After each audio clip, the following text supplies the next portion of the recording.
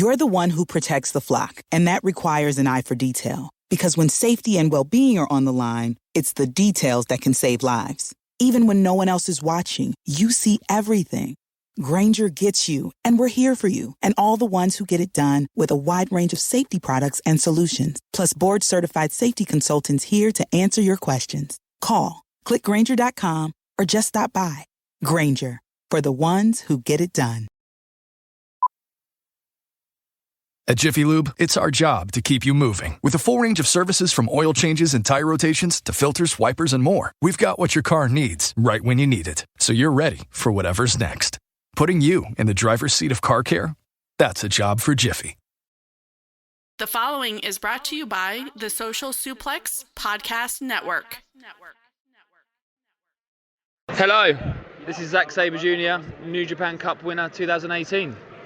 And you're listening to Keepin It Strong Style with my mates. Enjoy. Yo, this is Rich Latta from One Nation Radio. This is brought to you by the Social Suplex Podcast Network. We present to you the Ace of Podcasts, Keepin It Strong Style. Let's go. It's the Ace of Podcasts, Keepin It Strong Style. Covering New Japan, they ready to hold it down. Jeremy Donovan and the young boy Josh. Come and hit a job out and bury all the frauds. From the Tokyo Dome over to the G1. Social Suplex is the network where we can get it done. I'ma chill and let them have it, cause this is just an intro. Keeping the strong style, 6 stars from the get-go, boy. Yeah, from Tampa Bay to the Tokyo Dome, this is Keeping It Strong Style with your hosts, Jeremy Donovan and the young boy Joshua Smith. And thank you for listening. Welcome to Keeping It Strong Style, the ace of podcasts on the Social Suplex Podcast Network. Jeremy Donovan here with the implications. Matthew Maher filling in for the young boy Josh Smith this week.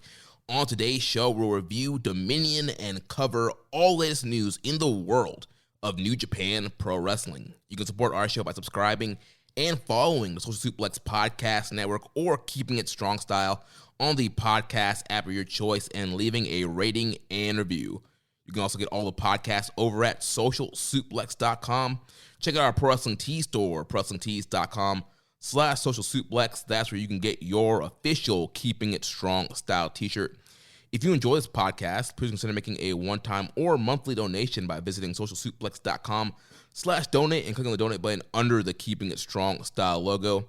This week's episode is brought to you by the NJPW EXT, the only browser extension for NJPWWorld.com with features like dark mode, improved translations and layouts, custom and shared playlists, synchronized viewing parties, and much, much more.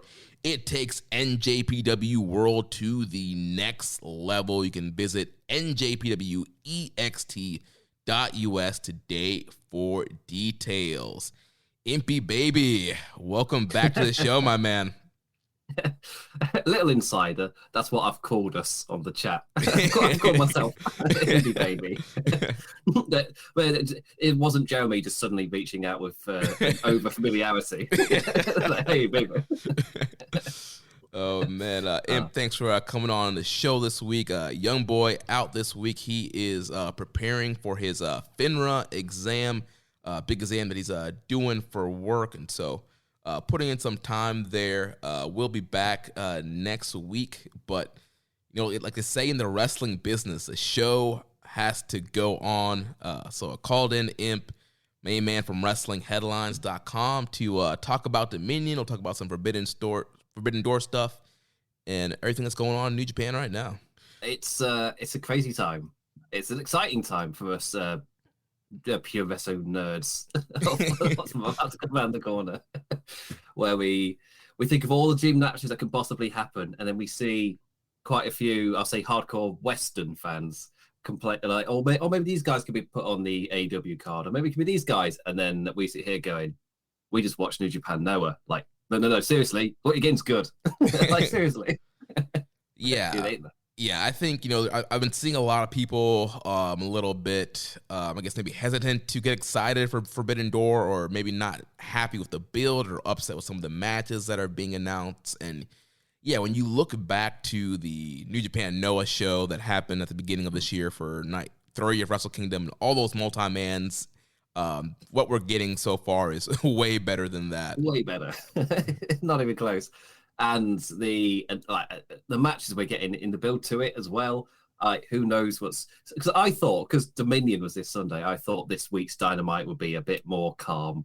It's a bit more, like, nothing too crazy. Until suddenly, oh, wait, okay. Yeah, they're jumping right in. Like, no rest for the New Japan Wicket. It's just straight in. Yeah. Like, Jesus Christ.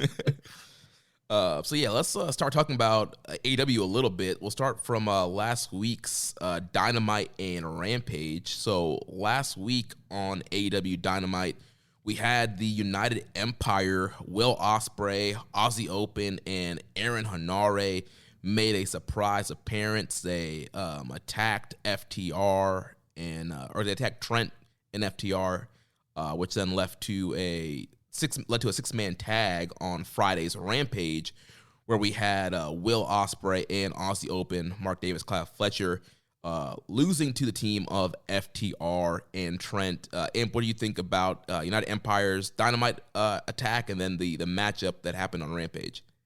Well, I wrote about this in my column, which went up on Wrestling Headlines on Sunday, and in the sections I was talking about AEW, where I pretty much talked about this match, kind of my feelings instead of not the like spot to spot moments, but just the overall feeling of what it was doing and why it was there. Because to me, it felt more like this didn't feel like a Will Ospreay showcase, and it kind of felt a little bit like an Aussie Open.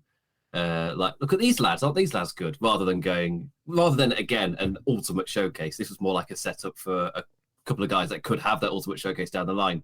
But here, it was more like an introduction and like just making sure everybody's on the similar footing going into Forbidden Door, like knowing who Will Ospreay is, knowing who the United Empire are, really. And I'm assuming we're going to get more Jeff Cobb and Great O'Khan in the near future on AEW. Not just Forbidden Door, but on Dynamite itself, maybe, to really lead into it. Yeah. But this match, it didn't feel like a massive showcase of what these guys can ultimately do. It felt more of an introduction of these are the kind of wrestlers that they are. This is the dynamic of the group, getting that side across first, rather than just look at all the amazing moves Will Ospreay can do. Because like what did he do? He did like one flip, one dive, and maybe a springboard dropkick or clothesline or something. Like we saw a very small amount of the arsenal, and the same with Aussie Open, where I'm assuming less people are aware of how incredible Davies and Fletcher are, but. My God, they are one of my favorites, and them joining United Empire, I was so happy because they are so good, and they've just not really had a showcase for it, really, on a stage really that big. So this alignment, it's perfect. And the match itself was really fun. Like, it caught me off guard that Trent won. I just assumed the new debuting team that you're building towards Forbidden Door would get the win, but obviously there's something else they're doing, and they're setting to give Trent that nice little win. Who knows where they're going next?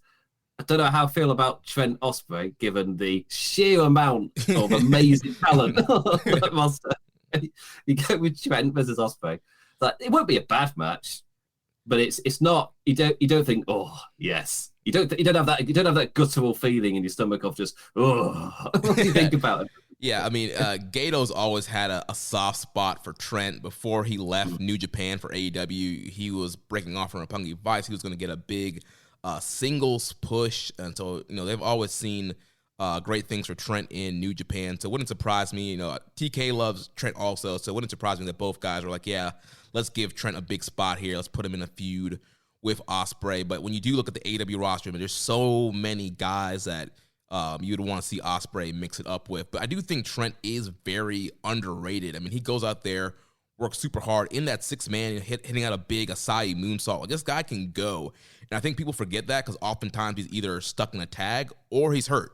So he hasn't had a really long stretch to kind of show the AEW audience what he can do in a singles role. So I think this, if it is end up being him and Ospreay, I think it could open up some people's eyes. I thought the 6-man, like you mentioned, was a lot of fun. And like you mentioned, it's kind of like an appetizer introduction into kind of what these guys can do. I thought Ospreay was pretty over with the crowd. Pretty much the whole crowd knew who Will Ospreay was. So that kind of shows kind of the status that he has in the U.S. right now. And I agree with you. I think a lot of people are still discovering Aussie Open, Mark Davis and Kyle Fletcher. I mean, they've been having incredible matches in Rev Pro and in Australia and other promotions. And recently they've been a part of New Japan Strong. It seems like they're going to be a part of the tag team tournament to crown the first ever Strong tag team champions.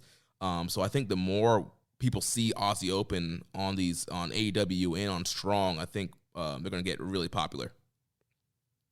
Oh yeah, both guys, Fletcher and Davies, both of them are amazing for different reasons. Like Davies is such an incredible all-round guy, and Fletcher, kind of like Ospreay, where he's both got that height and incredible athleticism to boot. Like they're both great, and they're both great as singles as well. Having seen loads of them wrestle over here in Brit Rest, different promotions, like yeah, they are something special. And the fact we're going to see them in AEW makes me quite excited. Yeah. Then also on Dynamite, we had David Finlay taking on Hangman Adam Page in a one-on-one matchup. What do you think about that matchup? It was a nice little ditty.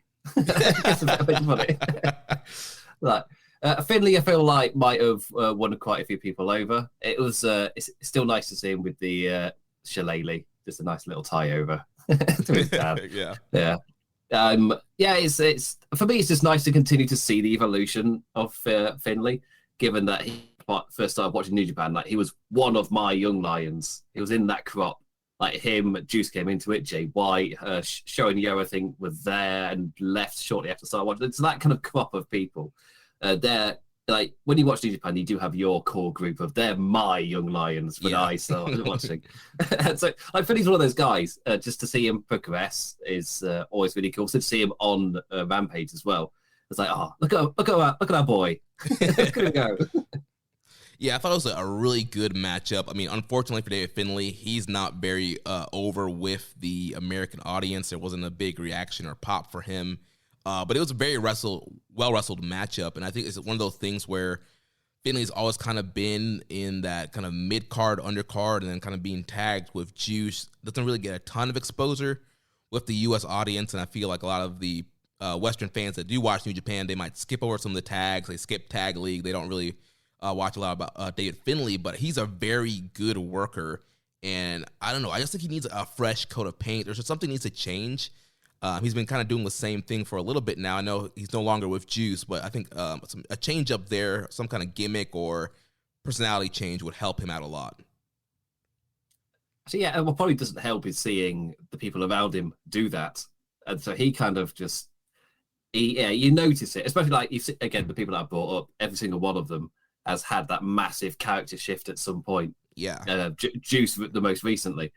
So he kind of sticks out. Like he's grown perfectly fine and nicely. And if it obviously like the kind of state where he's at now is just kind of he's probably just going to meander where he is unless he gets some kind of character-based oomph or something. Yeah, just to completely give him a whole new set of momentum. Just like he's fine. but like we know he can go. We saw it. We've seen it in different cups throughout the years. We know that he can go if he's given the opportunity. He's just, he kind of, I'm with you. Some form of little revamp or something. Yeah, I think the thing that really hurt him was definitely the pandemic. Because, right in 2020 New Japan Cup, he had that big upset win over Jay White, and it looked like they were getting ready to do a big push with him. And then the whole Gaijin unrest happened, and those guys weren't going over. And then we had to wait several months until a resurgence last year in August for Finlay to get his never title match against Jay White, but it was in LA, Jay White country. Nobody wanted to see Finlay win. They're all behind Jay, and he just lost all momentum in that 5-month break from not being in Japan at all. Yeah, it sucks. It sucks. Like hopefully he can get that momentum back just by existing for a little bit and just getting something back. Obviously it sucks.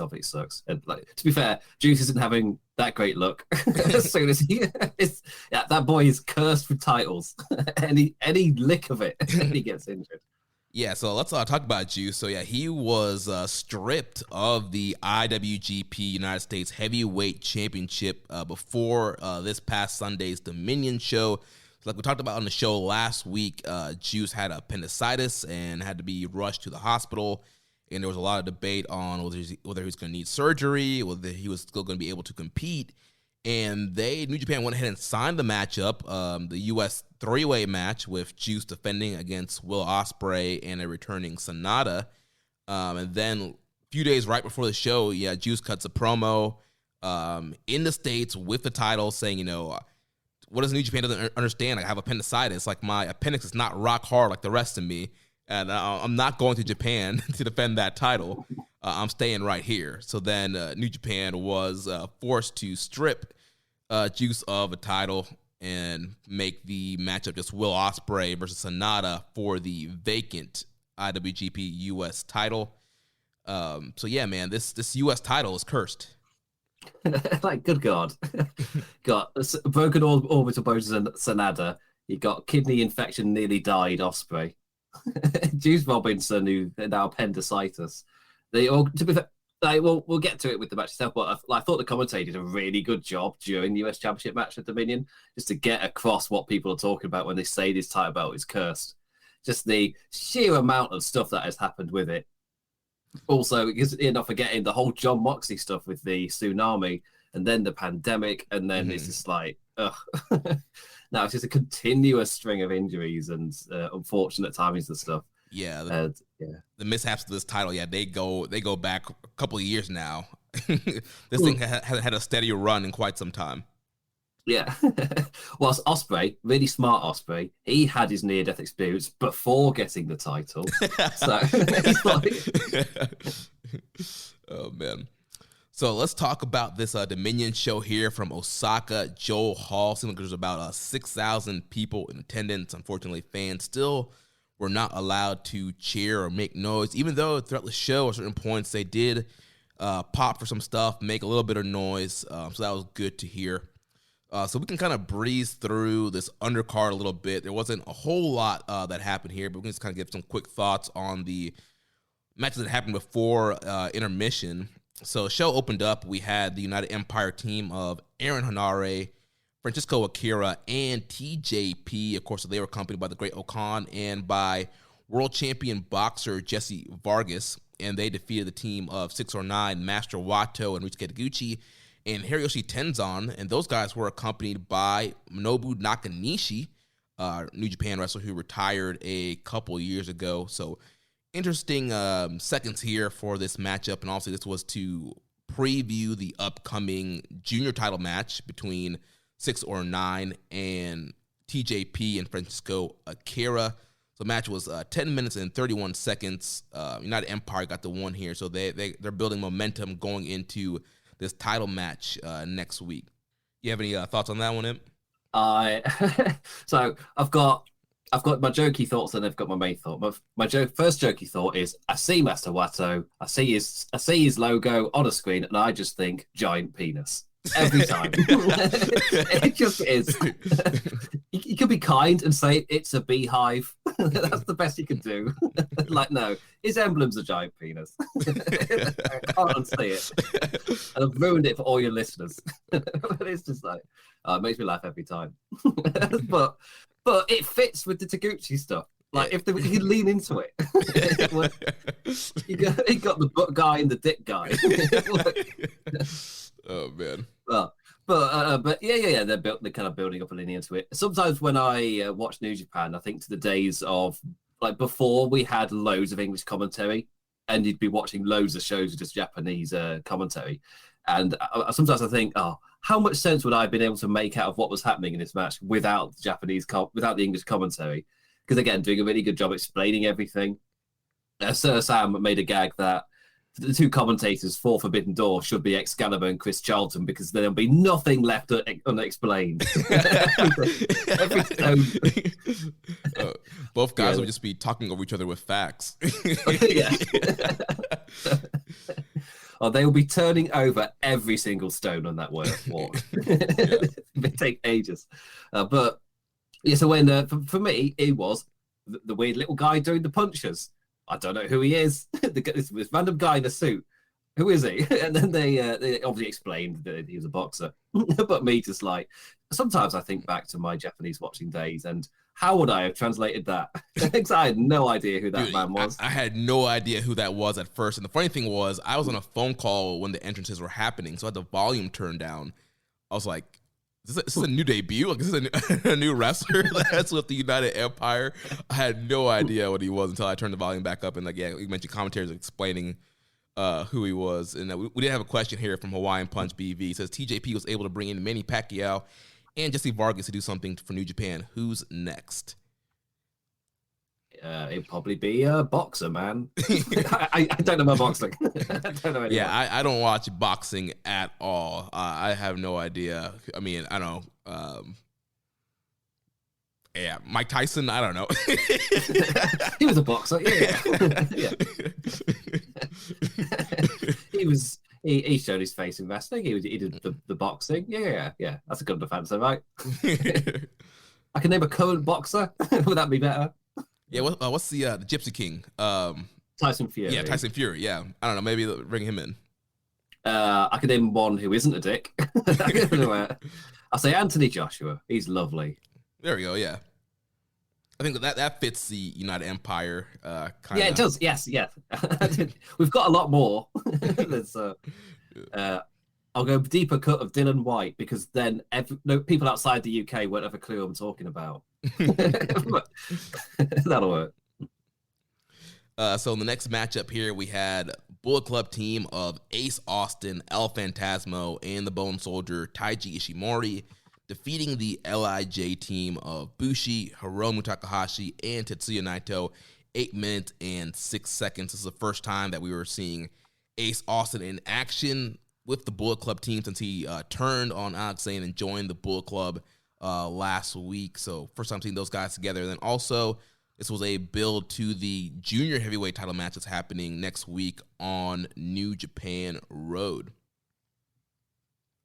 This match had the sequence of the night, and you can take your JY Okada mega counter sequences. You can take those. You give me Naito trying to figure out a magic stick. And oh my god, absolute gold.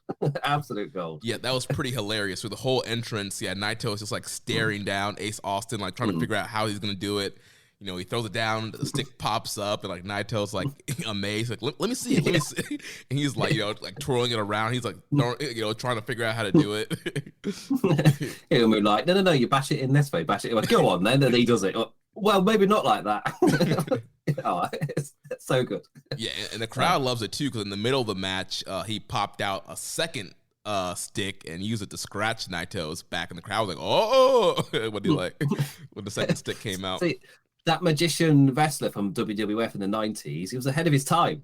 He had something there. You just had to wait just a little bit longer.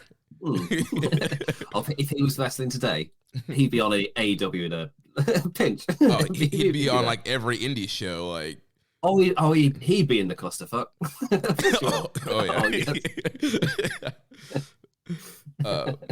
So ELP got the win for his team here. Hits the CR2 on Bushi, and then post match he keeps talking about wanting to be in the G1 Climax, and so we'll get to that announcement here in a few seconds here. But first, we got some few more matches here before that announcement. So there was Toru Yano defeating Big Doc Gallows, 4 minutes and 7 seconds. Imp, I know you are a fan of the Yano comedy and the Yano shtick. What do you think about him mixing it up here with his old rival, Doc Gallows? Oh, it's return to the era that I started watching New Japan in, with Doc Gallows in G1 matches. Back to that era. It was an inoffensive 4-minute Yano match, perfect length, compared to what we were doing this time last year with 30-minute Yano classics. No. Yeah. This is what Yano should be doing. Just stuff like this, completely messing about, grabbing tall people's beards and pissing them off. That's what he should be doing. Yeah, slapping him in the back of his bald head. It was just an inoffensive Yano match. Like it wasn't like any like really creative spot like you sometimes get. There wasn't any hilarious sequence. It's just 4 minutes of just a little bit of fun, just to kind of like carry us over into like some title match that's starting to appear on the card. But yeah, it was fine. Yeah, towards the end, Doc Gallows, he hit his choke bomb. Yano kicked out, and then Doc was going to go hit something else, but Yano grabbed the ref, hit a low blow on Doc Gallows, rolled him up real quick, and got the quick victory. As he always should, with wrestling's most devastating maneuver. The schoolboy. I love on the New Day podcast, or it might have been on the Battle of the Bands, I can't remember, but Xavier Woods' grand idea for his character progression in WWE is to one day hit the small package off the top rope and call it the big package. Yes. So after that matchup, we had our first title match of the night. The never open weight 6-man tag team titles on the line. The House of Torture, the champions, Evil, Sho, and Yujiro Takahashi defending the titles against the Suzuki-gun trio of El Desperado, Yoshinobu Kanemaru, and Zack Sabre Jr. Under 10 minutes and no rest period. It's heel versus heel, both being heels, both trying to be cheeky and get one up over the other one, but the other team keeps reading them, and you just do that back and forth for 10 minutes.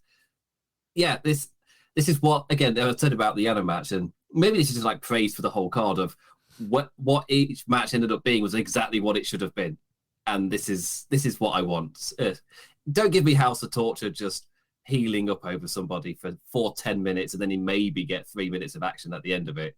No. 10 minutes of back and forth craziness and make the opposition look smart.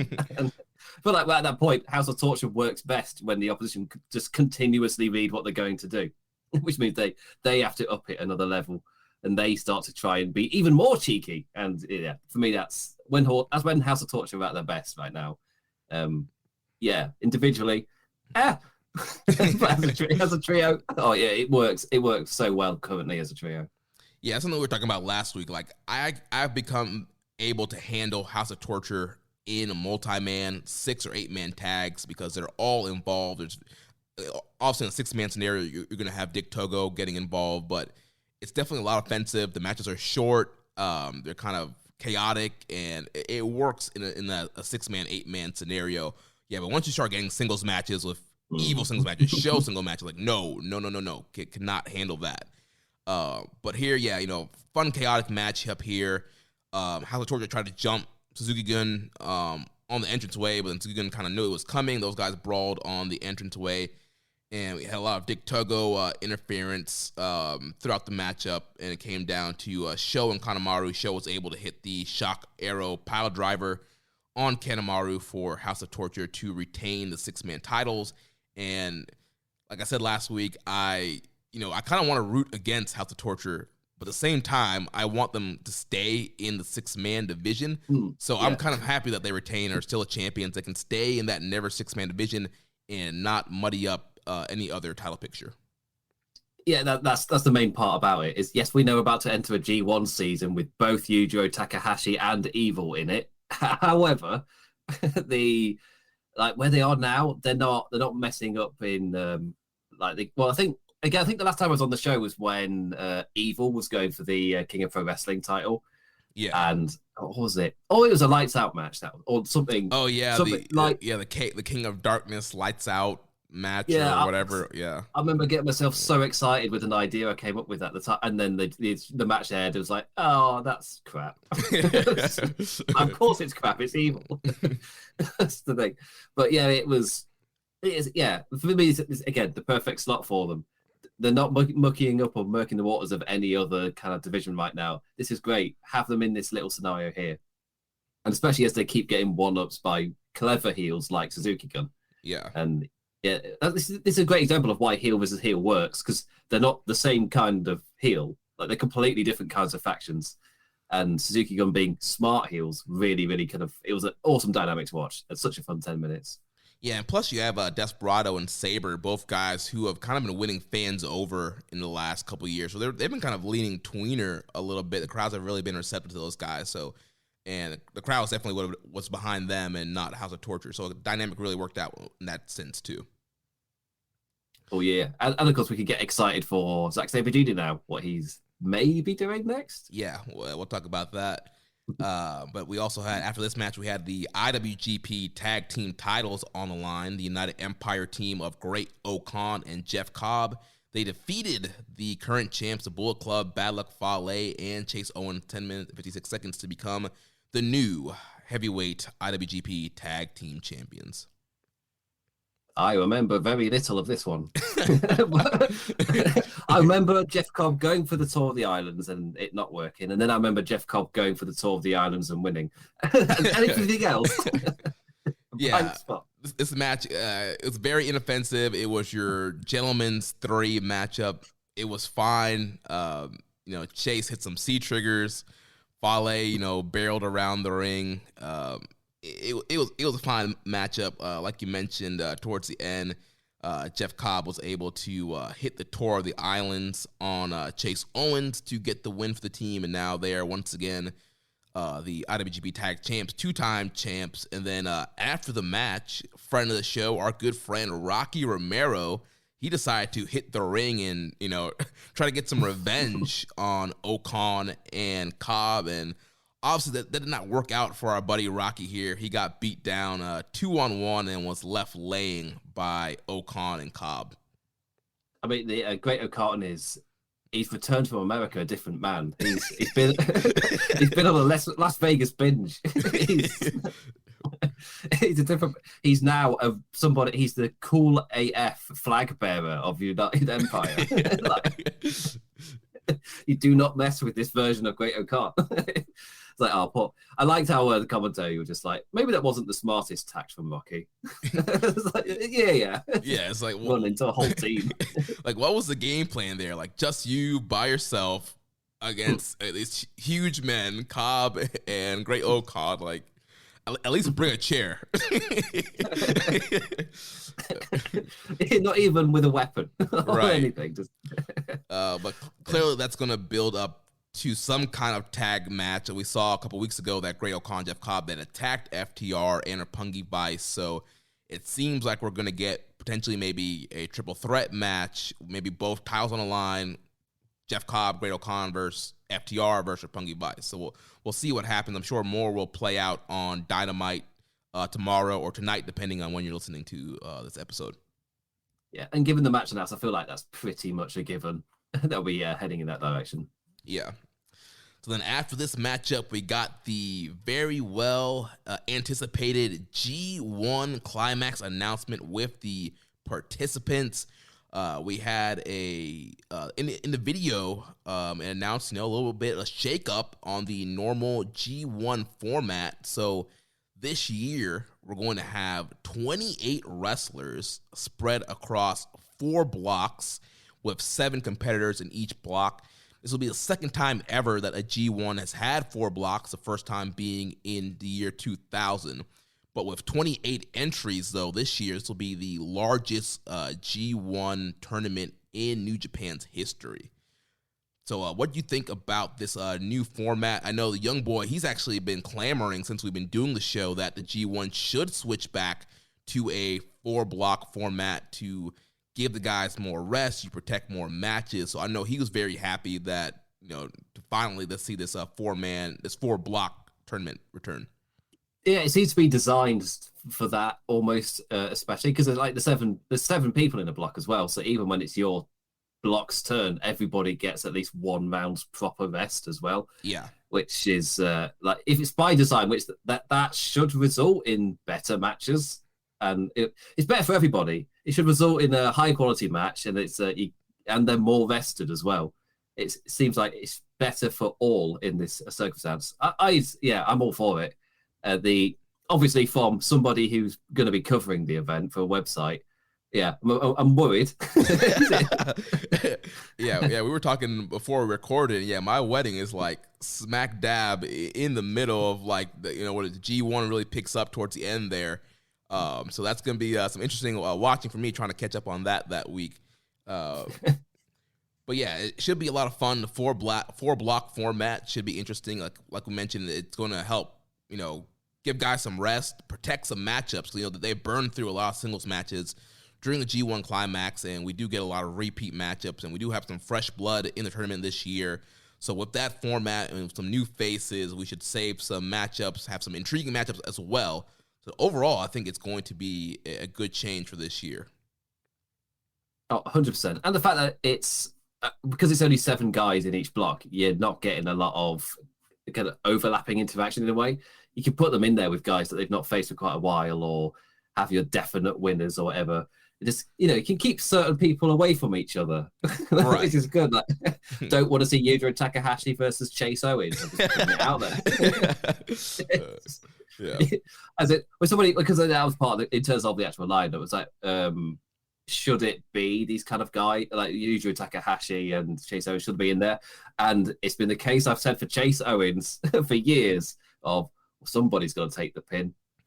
And that for me, that's that. These people are perfect for those blocks. Like, someone's got to finish last, and these are perfect finishing last candidates. Can have a good showing.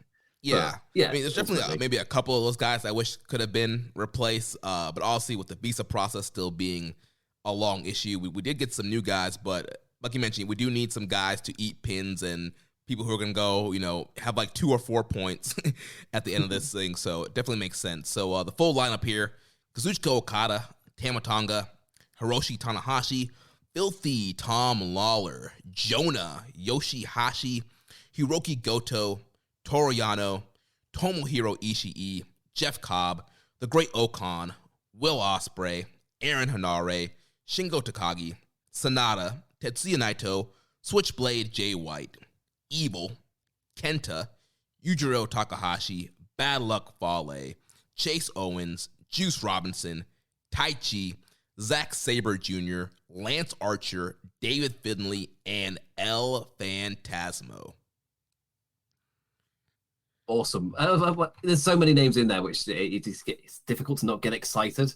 And part of it as well for me is I don't feel like too strong of a guttural reaction to the lineup.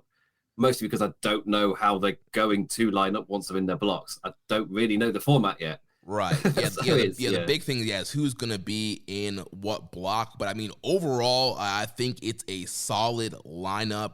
Lance Archer being back, he was on a hot streak in 2018 or 2019, whenever that was, and he was in the G1. He really broke through in that tournament, so it's going to be good to see him back. He got the biggest pop during this video announcement. Like I mentioned, there were some points where the crowds were making noises, and when Archer popped up on the screen, he got a big, oh, like people clapping and cheering. Very excited to see the Murder Hawk monster coming back to Japan. El Phantasmo got a big pop as well for him being included in the tournament.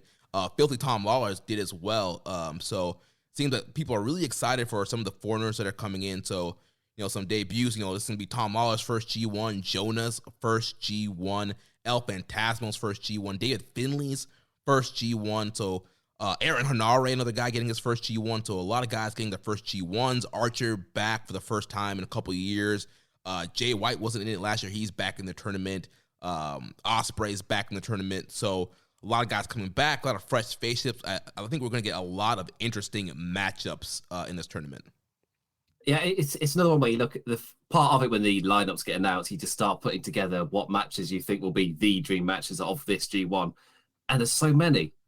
And part of it as well is I look at it and I've got absolutely no idea who's going to win. And the way they've really added to that is what happened in the main event. Suddenly it's even more open who could possibly be winning. Right. Yeah. I've got no idea, but I've got a whole list of names I'd be happy to win. At least the best scenario. Yeah, it's very interesting to see who is going to come up and win this year's tournament. Like you mentioned, the main event shakes some things up, and then obviously with this new 4-block format, that completely shakes things up because then you're going to have a block winner, a B block winner, a C block winner, and a D block winner, and you're going to have some kind of semifinal. I don't know if they're going to do A versus B and C versus D, or they're going to do A versus D and B versus C. I don't know how they're going to mix that up on that second and final night, and then you're going to get an overall final on the conclusion of the tournament, August, I think, 18th or 19th, when the tournament ends. So the whole format shift is going to be very unpredictable, and it's going to be very exciting to see who does end up coming out as the winner this year. And to not have David Finlay in there and not have him in C block, like after years, they have to put Finlay in C block. That's like the ultimate rib. Like like Finlay, like Chase, Utero, like all those guys have to be in the C block. I was like, oh, it's such a missed opportunity. And I'm sure Gado followed that bit. Yes, it wasn't just us. He has to. I hope he does. So I hope Finley's backstage campaigning for it. Please. We have some questions here about the G1 announcement. First from the Dark Soldier. He said, Archer being the AEW representative is great. If AEW is not going to do stuff with him, let him in. But is there another AEW talent you personally wish took part in the G1? There's the one that I personally wish, and then there's the realistic options. Like personally, Bryan Danielson. Yes. Just top of the list. And yes, there are awesome names in there that I'd also wouldn't mind seeing that would gel really well. But Bryan Danielson is the one. Put him in a block with Shingo and others. It's like Shingo, Zack Sabre Jr., Bryan Danielson in there. It's like, good God. Oh, maybe Sanada as well for your technical wizardry. It's just like, the ultimate block. But reality, like AEW are struggling right now with quite a lot of different things just hitting them left, right, and center. And Bryan Danielson maybe being a little bit injured as well. Like, they're not risking any top name, like, at all. So someone like Lance Archer is absolutely perfect. Like, to be fair, Trent wouldn't have been a bad one either. Kind of like in that bracket of solid, can go, but hasn't really got much of a direction really in AEW. And of course, it has to be a guy that the Japanese audience will also know, like Lance Archer, who happens to be on a white hot streak when he left New Japan, and when the pandemic hit and everything. It's like, there's so many great options. There's so many great options, which is why I think I'd have to create two lists of the realistic and the imp goes on a fantasy booking. It's binge.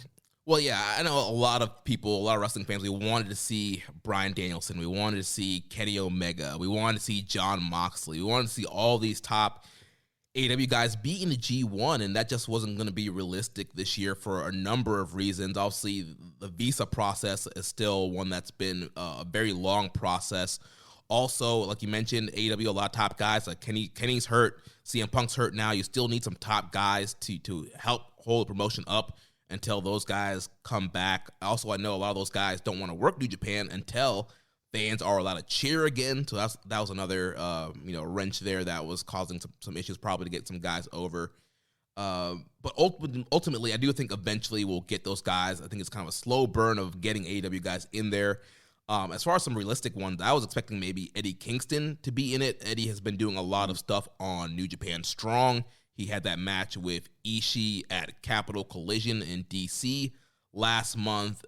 He had that great match with Gabriel Kidd on Strong earlier this year. So it seemed like maybe he might have been a guy that they were warming up to being it. Brody King, who defeated Suzuki at Capital Collision, I thought he was a guy who was going to be in it as well. So interesting that some of those guys didn't get in, but maybe TK has plans with those guys over the summer and they weren't able to get in. Yeah, they're all names that they could have been like big, especially Eddie Kingston, who's currently in the blood and guts scenario. Like, my assumption is they've just got plans for him. So you're not really going to get him to, even though Eddie Kingston versus Tomohiro Ishii has me salivating. Just, yes. Yeah. One interesting name missing from the domestic side is Minoru Suzuki. He's not in this year's tournament, which is very interesting. You would think, especially with this big of a field, that Suzuki would be in it. I wonder if he's doing another U.S. tour or something, or what the reason is for Suzuki not being here. It's Suzuki, so I'll say someone else paid more. So yeah, that's where he goes. If you pay him enough, he won't turn up. He's like, you know what, Gato? GCW is going to pay me a lot of money to wrestle Effie, so I'm going to stay in the States for the summer. I'll pass on the G1. I would just say, just the idea of Effie being with his whole stuff with Jeff Jarrett, Jeff shouting about, you pussy, you ran away, and all this stuff. Yeah. And to really big it up, like, somebody ran away from me, that I'm so cool. And then Minoru Suzuki comes out. It's just like, oh, it'd be amazing. It'd be perfect. Hawaiian Punch BV asks, how much better will the G1 field be if they replaced Fale, Udro, and Owens with guys like Anderson, Carl Fredericks, and T-Hawk? I feel like Fredericks is possibly one of the names I would try and slot in because he's like progressing from a young line. He's perfectly fine to finish bottom, so I don't see the harm in putting him in there, especially when you've got all reliable hand Yujiro Takahashi there.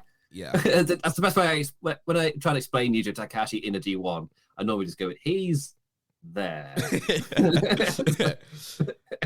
Like it's like, yes, we'd lose Peter, but I feel like the trade, I feel like it's fine. Like on balance of everything.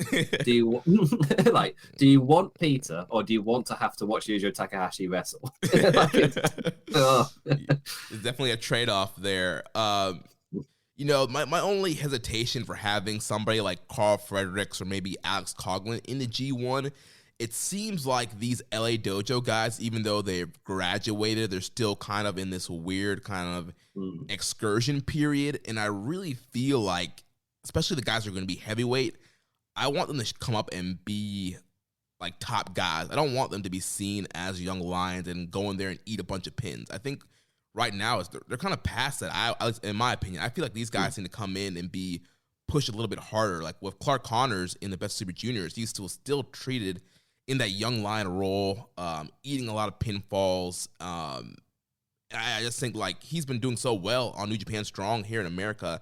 I felt like he could have gotten a little bit better of a push in that tournament. And so I feel like these other LA Dojo guys like Carl Fredericks and Alex Coughlin, I think those guys need to be protected a little bit more when they do come into Japan. Yeah, and I feel like that's why it's good they're not in the G1, because if they are, they'll just be taking losses, which hurts the long-time game so much more than if you introduce them in a much bigger way at some point, whenever that is. And I can understand frustration that where's the progression for these guys, but hopefully with doors opening a lot more in terms of travel, that there is some kind of thing gets put in place. So there is a progression, because obviously it'd be really weird for New Japan to put in all this effort into their American side to then just not bring them over.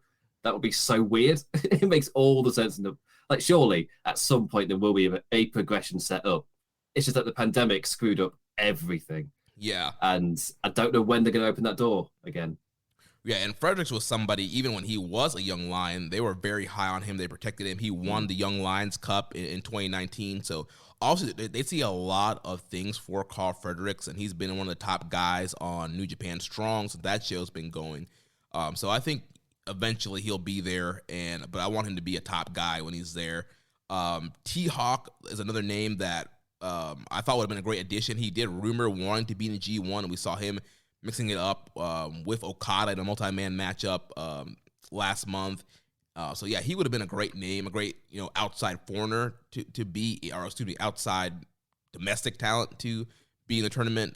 So I'm wondering what happened there with the breakdown there. Maybe there were some glate shows that he had to be in. I don't know, but T-Hawk would have been fun to be in this tournament.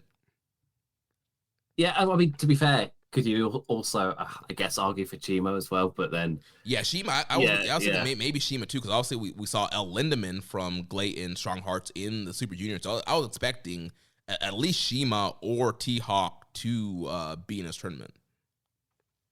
Yeah, it's if they were in there, would I be happy if they were the ones taking the losses? Is the other question I kind of have to ask myself. Chima, I think, can take it.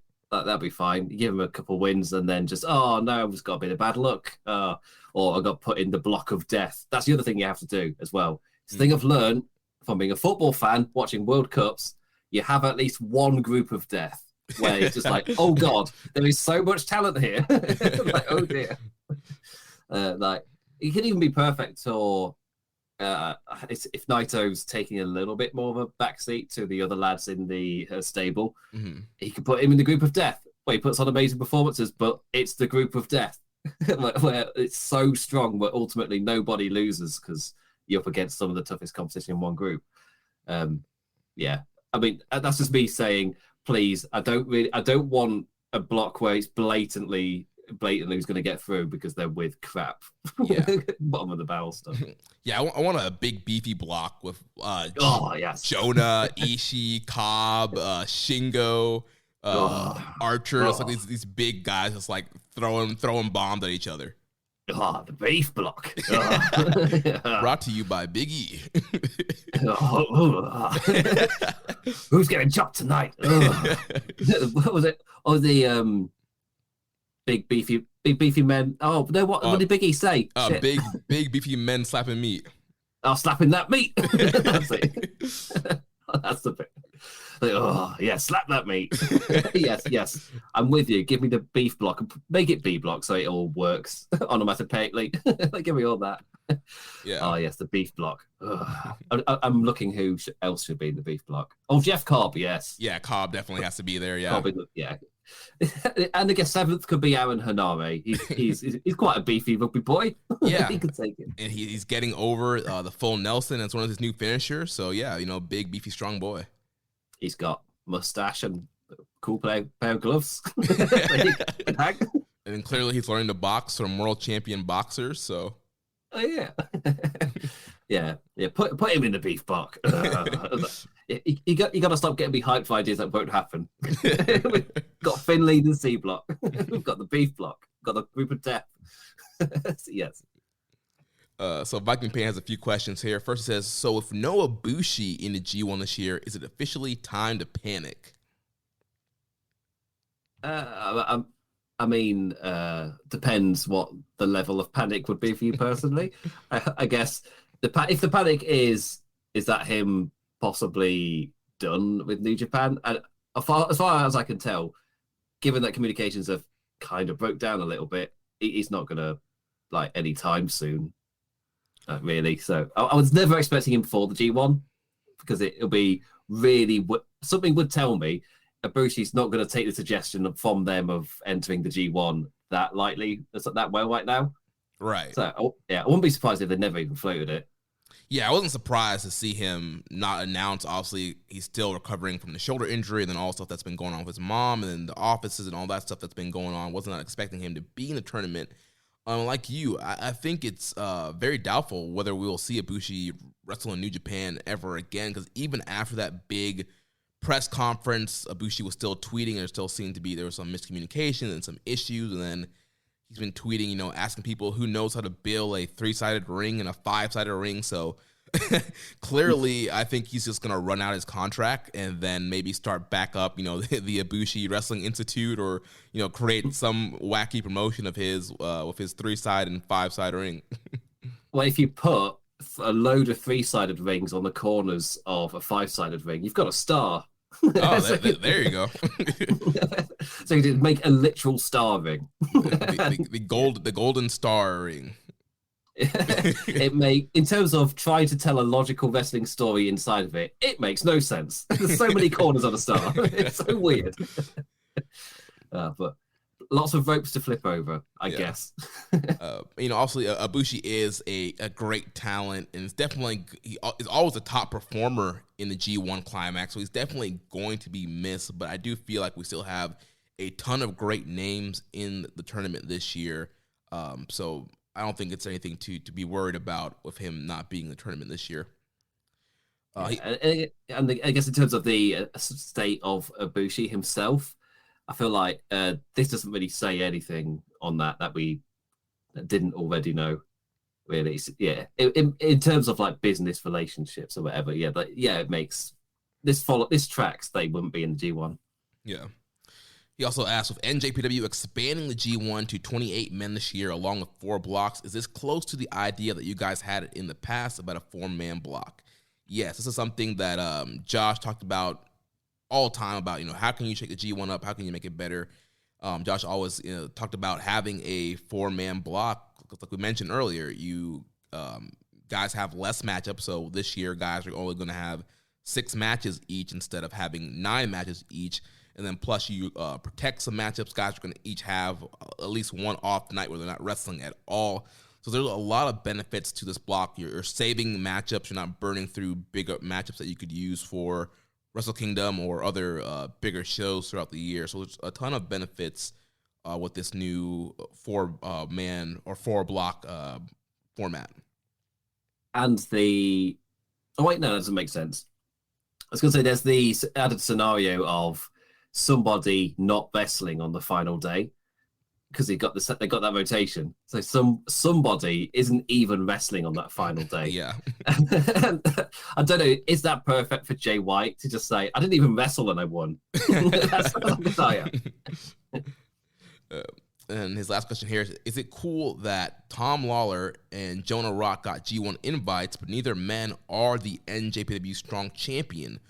Wouldn't it be better to send the Strong Champion, Fred Rosser, to one of the most prestigious tournaments in pro wrestling as a representative of NJPW Strong instead? I don't know if it feeds into what you talked about with AEW earlier, where you don't send your champion over because then you don't have your champion for any shows. Maybe, or because they are within the New Japan system. I could also see it from the other way, like it was saying with the message, it'd be a great way to showcase Strong on a bigger stage is to actually have the champion because it's within the promotion. It's not quite the same as what we're talking about with AEW, but obviously AEW need to keep putting on their own stuff. But with New Japan Strong, I personally don't see the harm in sending Rosser over. Well, I think the issue is there are Strong tapings happening throughout the G1, so they need the Strong champion there for those tours. Oh, okay. Oh, okay. In terms of that, I mean, it falls into that same AEW thing. Yeah. Just they need him there for the tapings. It's like, obviously, like they could have organized it differently, but they didn't. So now they need him. Then Less Commission 7252 asks, what shenanigans can y'all predict for this year's G1? We had God and Fale, multiple interferences in 2018, and Evil cheating his way through his matches last year. So what else can we expect? I love it. Obviously, this is the most predictable answer, but I love myself a good Yano arc. Even put him in the beef block. It's like, oh no. He vows to, be a big, strong boy for the tournament. Yeah. Just like the Santino Morello pose where he would just kind of like beef up and like, oh, yeah, it's got big muscles. She was down to the ring. I mean, I love the Yano shenanigans. I personally, for me, the Evil shenanigans get tired very quickly. And they've done it in the past. I think they might have done it with when Tamatonga was in one of them, where it was just a whole. They were like, "Oh, I'm gonna take it seriously." And they're like 2 matches in, they were like, "Nah, I'm just gonna cheat now. Don't care." And it was like, "Oh, I don't mind the character beat, but then I still have to watch these matches, and now they're purposefully shit." Yeah, almost like that's not entertaining. And well, yeah, I don't know what to expect with Yano. That's the best thing about him. He can do anything. As long as the spot contains tape and scissors, he can do anything. Crazy, man. And we have a ton of Bullet Club guys in this tournament. There's obviously Jay, Evil, Fale, Yujiro, Kenta, Chase, Juice, Phantasmo. So there's a ton of Bullet Club. So I'm sure we're going to see some kind of shenanigans there. Clearly, House of Torture, their position in Bullet Club still in question. So maybe we get some progression on the Bullet Club Civil War there. Maybe some of these guys that are in Bullet Club that are on Jay's side have to butt heads with each other, and we see something happen there. So, I mean, we're going to get something with Bullet Club with so many members in the tournament this year. But I wouldn't mind if you've got like a Bullet Club guy and a House of Torture guy within the same block, and you do that for a couple of blocks. Like, I wouldn't mind that personally, just to grind that little thing that's maybe there, and you just kind of twist that knife a little bit, just to show. Maybe put Jay and Evil in the same block. Just to twist the knife a little bit, for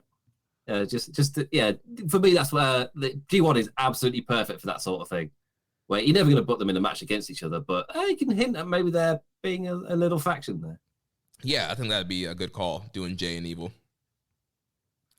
So after the G1 announcement, they returned back to action with the interim AEW World Title Eliminator match, with the ace, Hiroshi Tanahashi, defeating Hiroki Goto 12 minutes and 39 seconds. the most simple title eliminator tournament you've ever come across in your life, Jeremy. It's so simple. I love the gag of someone just saying, all you needed was Mike Tenay going, it's simple, guys. It's just so simple. Yeah. And obviously TNA this week bring back the reverse battle royal. Yes. Oh, yes. The most convoluted match. Unnecessary. You're fighting to get in the ring. And then you have a battle royale where you throw each other over the top rope. So it's the opposite of what you've done at the start. Then you have a singles match for some reason. It's like, oh, yes. Every step you're like, why? It's so good. Yeah, I love it. Yeah, the most convoluted, one of the worst matches in history. They're bringing back for their 20th anniversary. But yeah, they read the room. They read the room following the AEW title. But yeah, this eliminator tournament. So on the AEW side, obviously last week there was the Casino Battle Royal, which Kyle O'Reilly won, which led to the main event of Kyle O'Reilly facing Jon Moxley, with Jon Moxley defeating Kyle O'Reilly. So Jon Moxley advanced on the AEW side. And here on the New Japan side, we had old rivals Hiroshi Tanahashi and Hiroki Goto wrestling it out. And with Tanahashi winning, that means Tanahashi is going to go to Forbidden Door to face Jon Moxley. So the winner of Mox and Tanahashi will be the interim AEW World Heavyweight Champion. But quick matchup here between Tanahashi and Goto. These guys didn't go all out at all. It was still a very good match. I went 3.5 on it, but it wasn't a banger that you might expect with the names of Tanahashi and Goto. I think they kind of went out there, did some of the hits, had some good sequences, and then Tanahashi putting Goto away with the high fly flow. Yeah, that pretty much summed it up absolutely perfectly. They did the hits, did a perfectly fine showing. It's like they were aiming for 3 stars, but because they're so good, they accidentally did higher. That's pretty much what this was for me. It wasn't anything super exceptional. I know both lads can go. Like, one of my favorite New Japan matches is Tanahashi versus Goto from 2009, I think it is. It's when Goto had just returned. It's either 9 or 10. But yeah, it's a playing heel Tanahashi. So it's such a unique match. And it's so good. The crowd go absolutely crazy for it. And just so I know these guys can go. And you don't see them wrestle like too often. So it's nice and fresh. They were highlighting that on the commentary as well. It's just the fact that you don't really see these wrestle that much, and it's been a really long time since they've wrestled outside of a G1, right. Which so it was kind of a spectacle in that sense. But as we say, like they did the hits from their matches that they do, and it was fine. So yeah, it doesn't. Obviously it's setting up a much bigger match down the line. This wasn't the big match, and this was then kind of getting you ready for the actual big matches on this card. It was fine. Yeah, there was a near fall towards the end where Goto caught Tanahashi in a cradle, and it was a very close near fall. Like, Tanahashi kicked out 2.9. I was like, oh my gosh, is Goto winning? Is Goto going to Chicago? The meme took off, and you don't want to Morbius this, like misread the room. And but I love that. I love how people are signing up petitions, like just like, oh, by the way, Warner Brothers, like we were all just busy that weekend. Like, if you just re-release it again, we promise we'll go this time. We're just all really busy. Fool me once, don't get me again. But yeah, you don't Morbius Goto. Like, I'm not saying Goto's Morbius. I just realised the comparison I'm making. Like, no, he's awesome. He's a great wrestler. He's not a crap written made movie. He's good. He's good. We had a question from the Dark Soldier. It says, did AEW and NJPW miss out on having O'Reilly versus Goto for the interim AEW title while putting Mox and Tana in maybe the pre-show? I mean, they're up-and-coming talents. I feel like, and it'll be a nice little showcase for them just to be on the pre-show. Hopefully they can get some good support being in that match. No. if I take the question seriously for a second. Yeah, no. Clearly no. Like, in a serious, no, that would be a horrible business move. But clearly we're getting a big matchup here for Forbidden Door in Chicago, June 26th. Jon Moxley versus Hiroshi Tanahashi for the interim AEW World title. This is a match that's almost 2 years in the making now. These guys have missed each other so much now, and there's been scenarios where it seemed like we were going to get Moxley versus Tanahashi one-on-one several times, but now we are finally getting it in Chicago on Forbidden Door for the interim AEW title. I think it's going to be a great main event. Oh, it's going to be, yeah. I'm so excited for it, especially as we've come so close to seeing it, and then something's happened every time. Mm-hmm. So it's just to that point where New Japan have been accidentally building to this for years. Well, not like never meant to. Right. They just kept going against them, and now we're finally at a part where, again, commentary doing an amazing job just explaining the progression of the title. It's just the fact that it's just missed out so many times, and finally it is set a match that, as you're saying, has now been built for 2 years completely by accident. It's got a load of hype now. So, I mean, like, obviously CM Punk Tanahashi was like a match of two guys from that generation who've never met because they're on other sides of the world. That, for me, that was like a generational match to be able to see that. Obviously it sucks that CM Punk's got his injured foot and a speedy recovery. But yeah, this is a match now which has accidentally been built to. It's absolutely perfect. I saw Moxie referred to as like AEW going with the safe card to play. Well, for me, it was kind of the most logical one to play, given that, especially from the New Japan side, we're looking at it from that way. From that side, it's a match. It's the biggest match they've accidentally hyped up by not being able to deliver it. So finally, you can deliver it here. Yeah, I think it was the right move. Personally, I'm more excited for Moxley and Tanahashi than the potential of Tanahashi and CM Punk.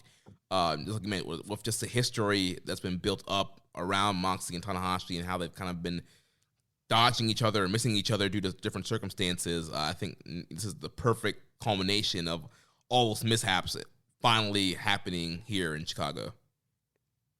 Yeah, and then he could, of course, crown Tanahashi as your champion and have him be on AEW all the time. Just have every show ended in an air guitar party with pyro and everything. You do it, Tony. I would love to see the Ace as the interim AEW champ. You know, unfortunately, that's going to be he's going to be in the G1, and I don't think TK is going to want the interim champ in the G1, eating some losses and not being able to be on Dynamite and Rampage. So. Yes, unfortunately, I won't be getting my massive air guitar pyro session. But... Maybe one day. Maybe one day. Never say never. I'll keep my fingers crossed, and I'll keep sending my messages to Tony when I invoice him, because obviously we're all paid by Tony Khan. Of course, yeah. Yeah. I'll attach a clip note. So the next matchup, we had the provisional KOPW 2022 title matchup, 10-minute unlimited pinfall scramble match. The provisional champion, the Dragon, Shingo Takagi, retains and defeated Taichi, also in 10 minutes. What do you think about this 10-minute unlimited pinfall scramble match? I thought this was so fun. An absolute blast after 10 minutes of building up that you knew where it was going the second the bell rang. Almost like every beat, and they did exactly what you would expect they would do. Just it was for me it was the exact match I wanted. And for me it was really, really good. I loved the idea of Shingo getting a lead and then Taichi's having to catch up, and he just can't quite do it. Shingo just had that moment of dominance where he would have won a normal match, but because this is, this is King of Pro Wrestling, that Taichi he couldn't do enough. He couldn't fight back and win. And yeah, I love that idea, because both lads look awesome in the end. Because of course Shingo gets a dominant moment and then Taichi nearly does it, but not quite. So I absolutely loved this. Yeah, definitely played off of the 30 count match that they had previously for the KOPW Provisional Trophy. And in that matchup, Shingo was the one that was behind, had to come back from behind and end up winning towards the end. So it kind of made you think, oh, maybe they're doing a similar thing here. This time, Taichi is the one that's behind. Maybe he's going to come back towards the end. But he came so close to the end.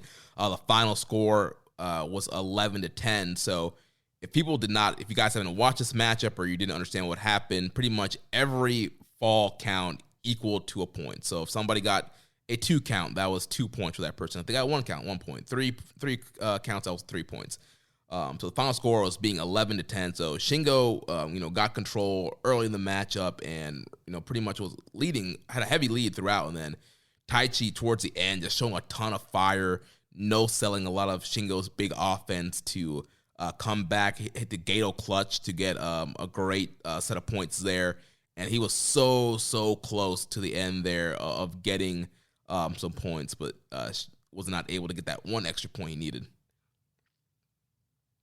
Yeah, so much fun. This was needed given what was like after it in the card. This was absolutely perfect here. Yeah, it was a ton of fun. These guys, the bell opened. They were throwing bombs straight as the bell rang, and then you had these guys doing a bunch of quick near falls, and you kind of it was almost like a second half of a match. Like they kind of skipped out the feeling out process, and they went straight to the bombs, the clotheslines, the chops, and then all these fast pinfalls, and this was a lot of fun. It was almost like a mix of a Stardom high-speed match and a Never Strong Style matchup here. They kind of combined both of those elements, and it was a lot of fun. Yeah, and again, to bring up what the state we're at this time last year, talking about Chase Owens and Yano going 30 minutes in a bloody thing, and then we're getting this absolute blast of a match. Like, I want to praise it because I want to keep seeing stuff like this. Yeah, I know. We've kind of been a little bit, not the biggest fans of KOPW, especially when you had Yano doing all these really weird, wacky stipulations. But if it's going to be stuff like this, I'm in for it. Shingo just can't miss. And so the 30 count match was fun. This 10-minute unlimited pinfall scramble was fun. So I'm enjoying the Shingo reign as KOPW, and I'm looking forward to see what other stipulations that they come up with as long as Shingo is the provisional champion. Yeah, playing around with traditional wrestling rules rather than playing around with the arena in weird ways. Yeah. So we had a question from the Dark Soldier. He said, should NJPW wrestlers stop trying to have hopeful reigns? It never ends well. See Taichi with the KOPW trophy or Juice with the U.S. title back in 2018 and other examples. It's not like in WWE where they would say, I'm going to bring the prestige back to the Intercontinental Championship, and then they just don't defend it or something like that. Like it's whenever I watch New Japan, sometimes because I am still watching the American stuff, I think I go to Japan and go, oh yeah, that's done quite well. And then I forget to actually try and critique it. It's just like, oh yeah, this is competent. Oh yeah. I don't know. I like someone building. For me, one of the best things about Game of Thrones was people building up their hopes and dreams and then dying, so you saw none of it. For me, that's why the Red Wedding works so well. You bloody saw them start making plans, and you're like, oh, he's going to do this next. He's going to do that. No, he's not doing any of that. He's dead. Like no. Right, and we know Gato, part of his booking tropes or booking styles is having tragedies and guys having these big goals and hopes, and then they fail until eventually they do get that triumphant moment where they succeed and are able to capture whatever they're going after.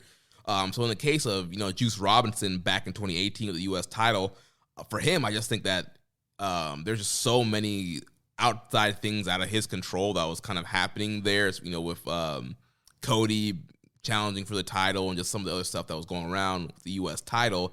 It just seemed like there were other people that they wanted to push instead of Juice, and that's why he had some kind of weird reigns there. But as far as Taichi with KOPW, to me, clearly it just seems like maybe that was just a transitional thing to get it off of Yano real quick and then to get it onto Shingo. Shingo won it, and it was on the cover of Weekly Pro magazine in Japan. Like, obviously, him winning the trophy, I think, was probably a good call because it's brought a lot of attention to it. And like we talked about, they're just using pro wrestling rules, or just kind of changing it up a little bit. And with Taichi, I don't know what Taichi's reign would have looked like. And obviously, down the line, he could always get it again. But I think that was just kind of a transitional thing. Yeah, I totally agree. Yeah, I think that's probably the logical reason why they did it. And look at the result as well. as long as it stays with Shingo, we'll get these playing with rules concepts, and they're so much more fun than kind of what it had been beforehand. Yeah. Then Ethan Black on Twitter asks, what's your honest opinion of the Toru Yano free KOPW 2022 title and Shingo's next 5 stipulations? 20-minute unlimited pinfall match, 30-minute unlimited pinfall match, 40-minute unlimited pinfall match, 50-minute unlimited pinfall match, 60-minute unlimited pinfall match. No. You don't go up. You don't go up. You go down. You go less and less time. Yeah. To get to the Orange Cassidy's show or whatever, GCW event from a WrestleMania weekend, where he had Trent versus Chucky in a 1-minute match. And it was score pinfall in 1 minute. Go.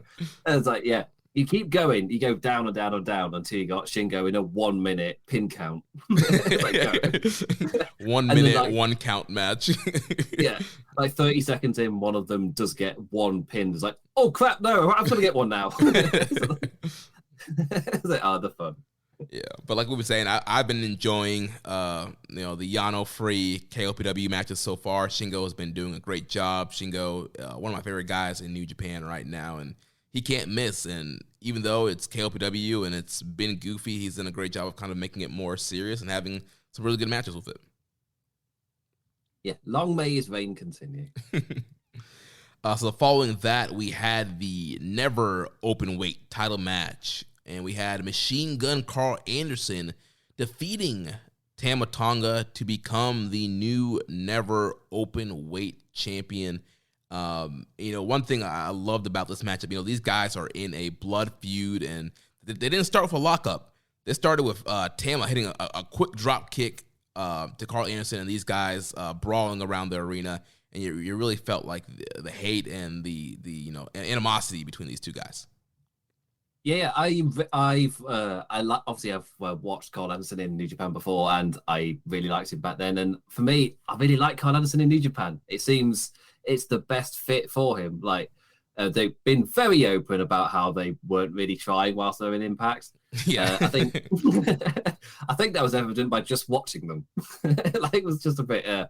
In WWE, they were never really given the best to play with on really. Like they didn't really know if they wanted to be a proper club with AJ. They kind of played around with it. Sometimes they were, sometimes they weren't.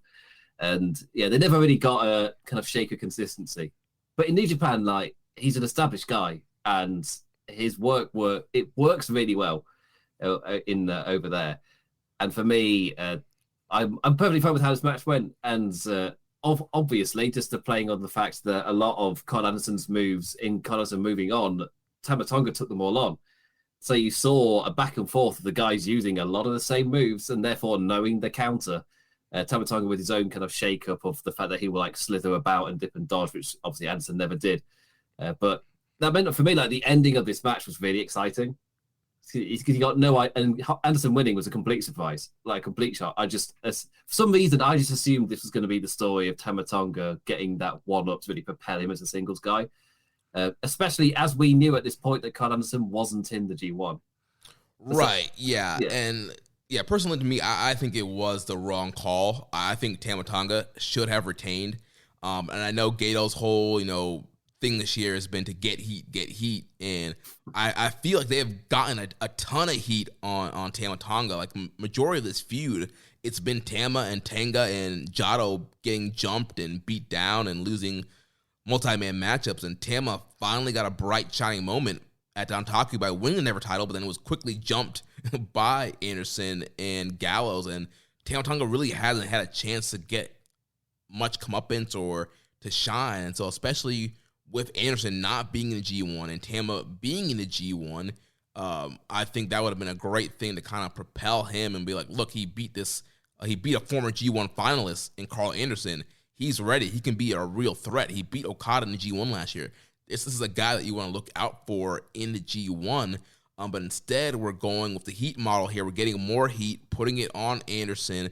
And I'm guessing we're going to have this long journey of Tama Tonga earning a rematch and finally beating Tama Tonga or beating Carl Anderson. And I'm sure it'll happen probably on a bigger stage in the long run, it might be good, but right now, I felt like it might have been the better option to go with Tama Tonga.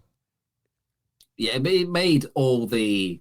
So sometimes as fans, we can convince ourselves into a route they're probably going by what's the most logical, what makes sense, what's come before, what's coming after, and everything just kind of pointed to, makes sense to elevate Tama Tonga. Obviously, they had a completely different plan, and they've given Carl Anderson a bit more, I guess, oomph in his return to the promotion, which for me makes all the sense of the world if he's then in the G1. The fact that he isn't is... That's the weird part in terms of because that means he's for this next kind of period of New Japan, he's got the title, but then you're not going to see him, so he doesn't get that oomph really. He kind of gets stalled again just because you're not featuring him, which it's a little weird. Unless in the G1 we see Tama Tonga put in a good performance, and maybe that could be the point. But I don't see him having a massive performance in the G1. Well, he had a really good performance last year. It's kind of a breakout kind of moment for him that crescendoed with the Okada matchup that he had where he finally beat Okada. That was a really great matchup for Tama Tonga. And it was, night and day from that 2018 run that we got where he was like getting DQ'd and just doing all the shenanigan stuff. But yeah, his 2021 G1 was a ton of fun. That fiery babyface side has been working really well for him.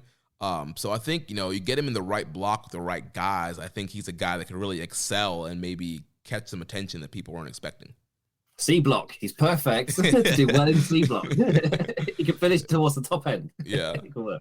But as far as the matchup here, I did enjoy the matchup. We did have some interference with Gallows and Jado on the outside here. But overall, a lot of stuff that happened in the ring was good. Like you mentioned, a lot of this was built on the gun stun, which is Carl Anderson's move that was passed down to Tama Tonga. Tama Tonga was kind of the young lion for Carl Anderson, and Carl Anderson kind of passed down all his stuff to Tama Tonga, and Tama was supposed to be, the general of Bullet Club, and was for a long time until recently where he was kicked out by Jay White.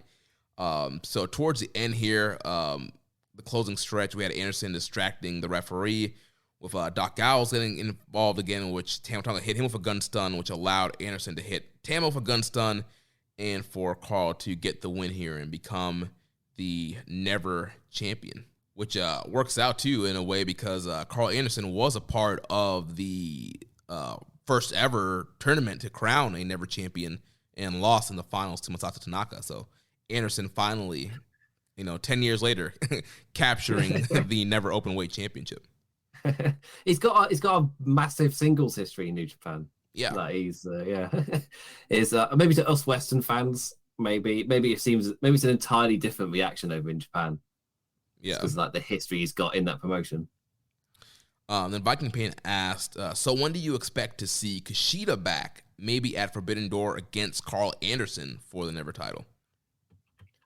I've got no idea. I'm assuming he'll be back, but in what capacity? I don't know, because he left because he wanted to be elevated from junior, and then he took a gamble and went to WWE, and he never seemed like a right fit, really, in WWE. They didn't know what to do with him. The point with Kushida is you just put him out there and have him do a wrestle, and he's great. WWE, that seems mind-bogglingly wrong. Right? Like, how could that? No, that doesn't make sense. Even in Triple H's version of NXT, like he still couldn't figure out how to use Kushida. Yeah, they're like, oh yeah, so it's like a Back to the Future-y type thing. Cool, and then they never really figured out anything more than that, and never really went with anything in any direction. Really, he had an amazing match with Johnny Gargano in the Lockdown era. Yeah. But aside from that, I don't have a lot of Kushida highlights. It was never... Obviously, he was taking a gamble himself, but it felt like if he'd waited a year and then taken that same gamble, but with AEW, we'd be talking about an entirely different story. Oh, definitely. So come back to New Japan. I've got no idea when he'll turn back. Absolutely none. And where he'll be in the card as well. Yeah, going against Carl Anderson, maybe. That's an interesting matchup. And with Carl Anderson as an ever champion and his relationship with the Elite and the Young Bucks, you got to think that maybe there was some politics here with Carl Anderson winning, and maybe Anderson is going to have some kind of matchup at Forbidden Door. Yeah, maybe. Well, I'm assuming the relationship with their AW Impact stuff was fine. Yeah. I just remember one of the early reports saying that they had to edit around them so much because they were doing so many like jerking off motions things. They were like, oh God, we got to edit this main event so much because they keep doing things we can't air on TV. Yeah. At Jiffy Lube, it's our job to keep you moving. With a full range of services from oil changes and tire rotations to filters, wipers, and more, we've got what your car needs right when you need it. So you're ready for whatever's next. Putting you in the driver's seat of car care? That's a job for Jiffy. Dad is the smartest guy you know, so give him a gift that's just as smart. Like a battery-powered smart doorbell from Google Nest that lets him see what's happening at his door and answer it from anywhere. The Google Nest doorbell is now on special buy for only $129.99 and works on any home. Find the best and smartest gifts for Dad. Feels like Father's Day at the Home Depot. How doers get more done. Offer valid through June 19, 2022 at participating U.S. stores and online. Limit 5 per customer. So after that, we had the semi-main event of the evening for the vacant IWGP United States Heavyweight title. And the Commonwealth Kingpin, Will Ospreay, he defeated Sonata 12 minutes and 50 seconds. We've seen these guys wrestle obviously when they are both fit quite a bit. I guess them getting hurt a little bit has kind of helped this still feel a bit fresh, even though the reason Sonata was out because it was a match with Will Ospreay. It was obviously not the match that was meant to be happening. We're going to get like the rare triple threat you don't often get in New Japan. But instead, we got another banger between these two. Like, they're great together. And this wasn't my favorite match of theirs, but it was still really solid. And it's the fact that you get Ospreay's like athleticism and everything mixed in with Sonata's really quick kind of technical side, and it makes such an entertaining finale for it. And I feel like Ospreay, because sometimes a Sonata match, it takes a little while to get going as they're setting up all the pieces. And then it all comes together in the end. Whilst I feel like Will Ospreay's a perfect kind of wrestler just to keep that momentum rolling a bit more lively in those early stages. So he's like, for me, almost a perfect opponent for Sonata. He's not a Zack Sabre Jr. where he's going to match that pace and have just an incredible technical wizardry. But he keeps the flow going at a nice pace for a Sonata match. And yeah, by the end, the counters, like, my God, it's the New Japan special of just counter after counter after counter. It gets to that point where you have absolutely no idea who's picking up that win. And in the end, it was just, could Ospreay hit that hidden blade as he was. And again, a really nice note of him going for the face and the eye the entire time. Because he's a baddie. Of course he would. Of course he would. He's such a dick. But yeah, I love the flow of this match. I love what they're setting up. I love how it all came to play in the end. And every time Ospreay goes, my knee, I have that wrestling nerd thing of, the knee. Yeah. Yeah, I really enjoyed this matchup. Just 12 minutes, 50 seconds. This was a fast-paced, action-packed matchup from the opening bell. These guys are showing their athleticism with the kind of quick, sequences that they were doing at the beginning. And then this match was kind of like boom, boom, boom, move after move after move. A lot of sequences, a lot of quick near falls. Ospreay busting up the sky twister to the outside, that kind of spiraling, crossbody to the outside to Sonata.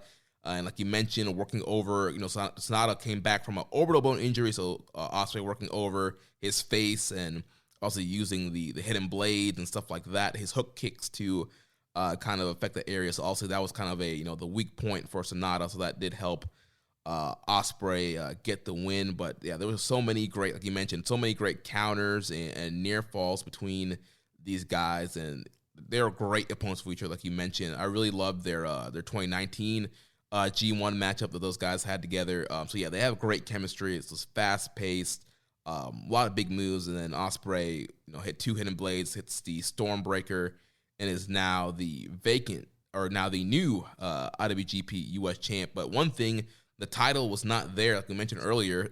The title is still with Juice Robinson right here in the United States.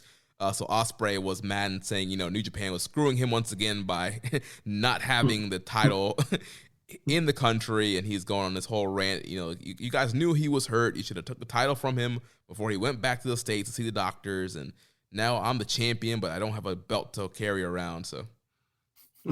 I just loved Ospreay's reaction to that. Just as the referee going, okay, and then we're gonna go underway, and then Ospreay just like, you fucking what? Where's my fucking belt? What are you talking about? Where's the belt? Where's the belt? Like, oh my god, this company. Yeah. In the backstage press conference, he had his Rev Pro British title on the table, and he's like, do any of you want to answer me? Like, what title is this? Like, what title? Like, this is the British title. He's like, where is my U.S. title? Look, I should be 2 belts Billy right now, but I'm not. And it was able to bring out his bitterness as he's walking around just going, oh, fucking hell. Yes, I massively appreciated that. Yeah, Ospreay being pissed off that the fact that he was actually wrestling for the concept of a belt, that's really pissed him off. I love that. Yeah.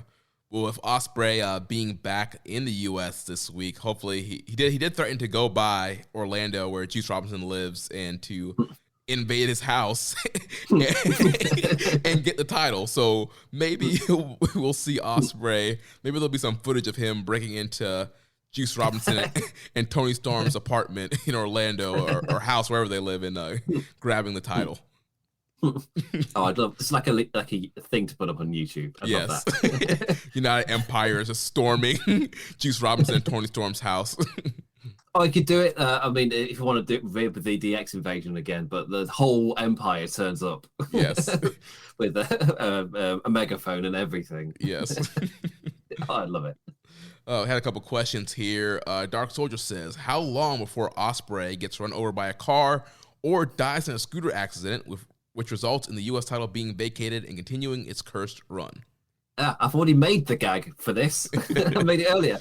He had his near-death experience before winning the belt. It's a long game play. Maybe he's figured out. How to do it. That's how you beat the curse. Is you yourself become massively cursed. you get cursed before you get the cursed title. Yeah. You're fighting fire with fire. You're fighting a curse with a curse. Another question here about the curse from Viking Pain says, what blood sacrifice must be made to appease the wrestling gods to lift the IWGP US title curse? I mean, hopefully this year it has been made. Sanada offered up his orbital bone. Oh man, yeah. I'm hoping that we will get some stability here with the title of Ospreay as a champion.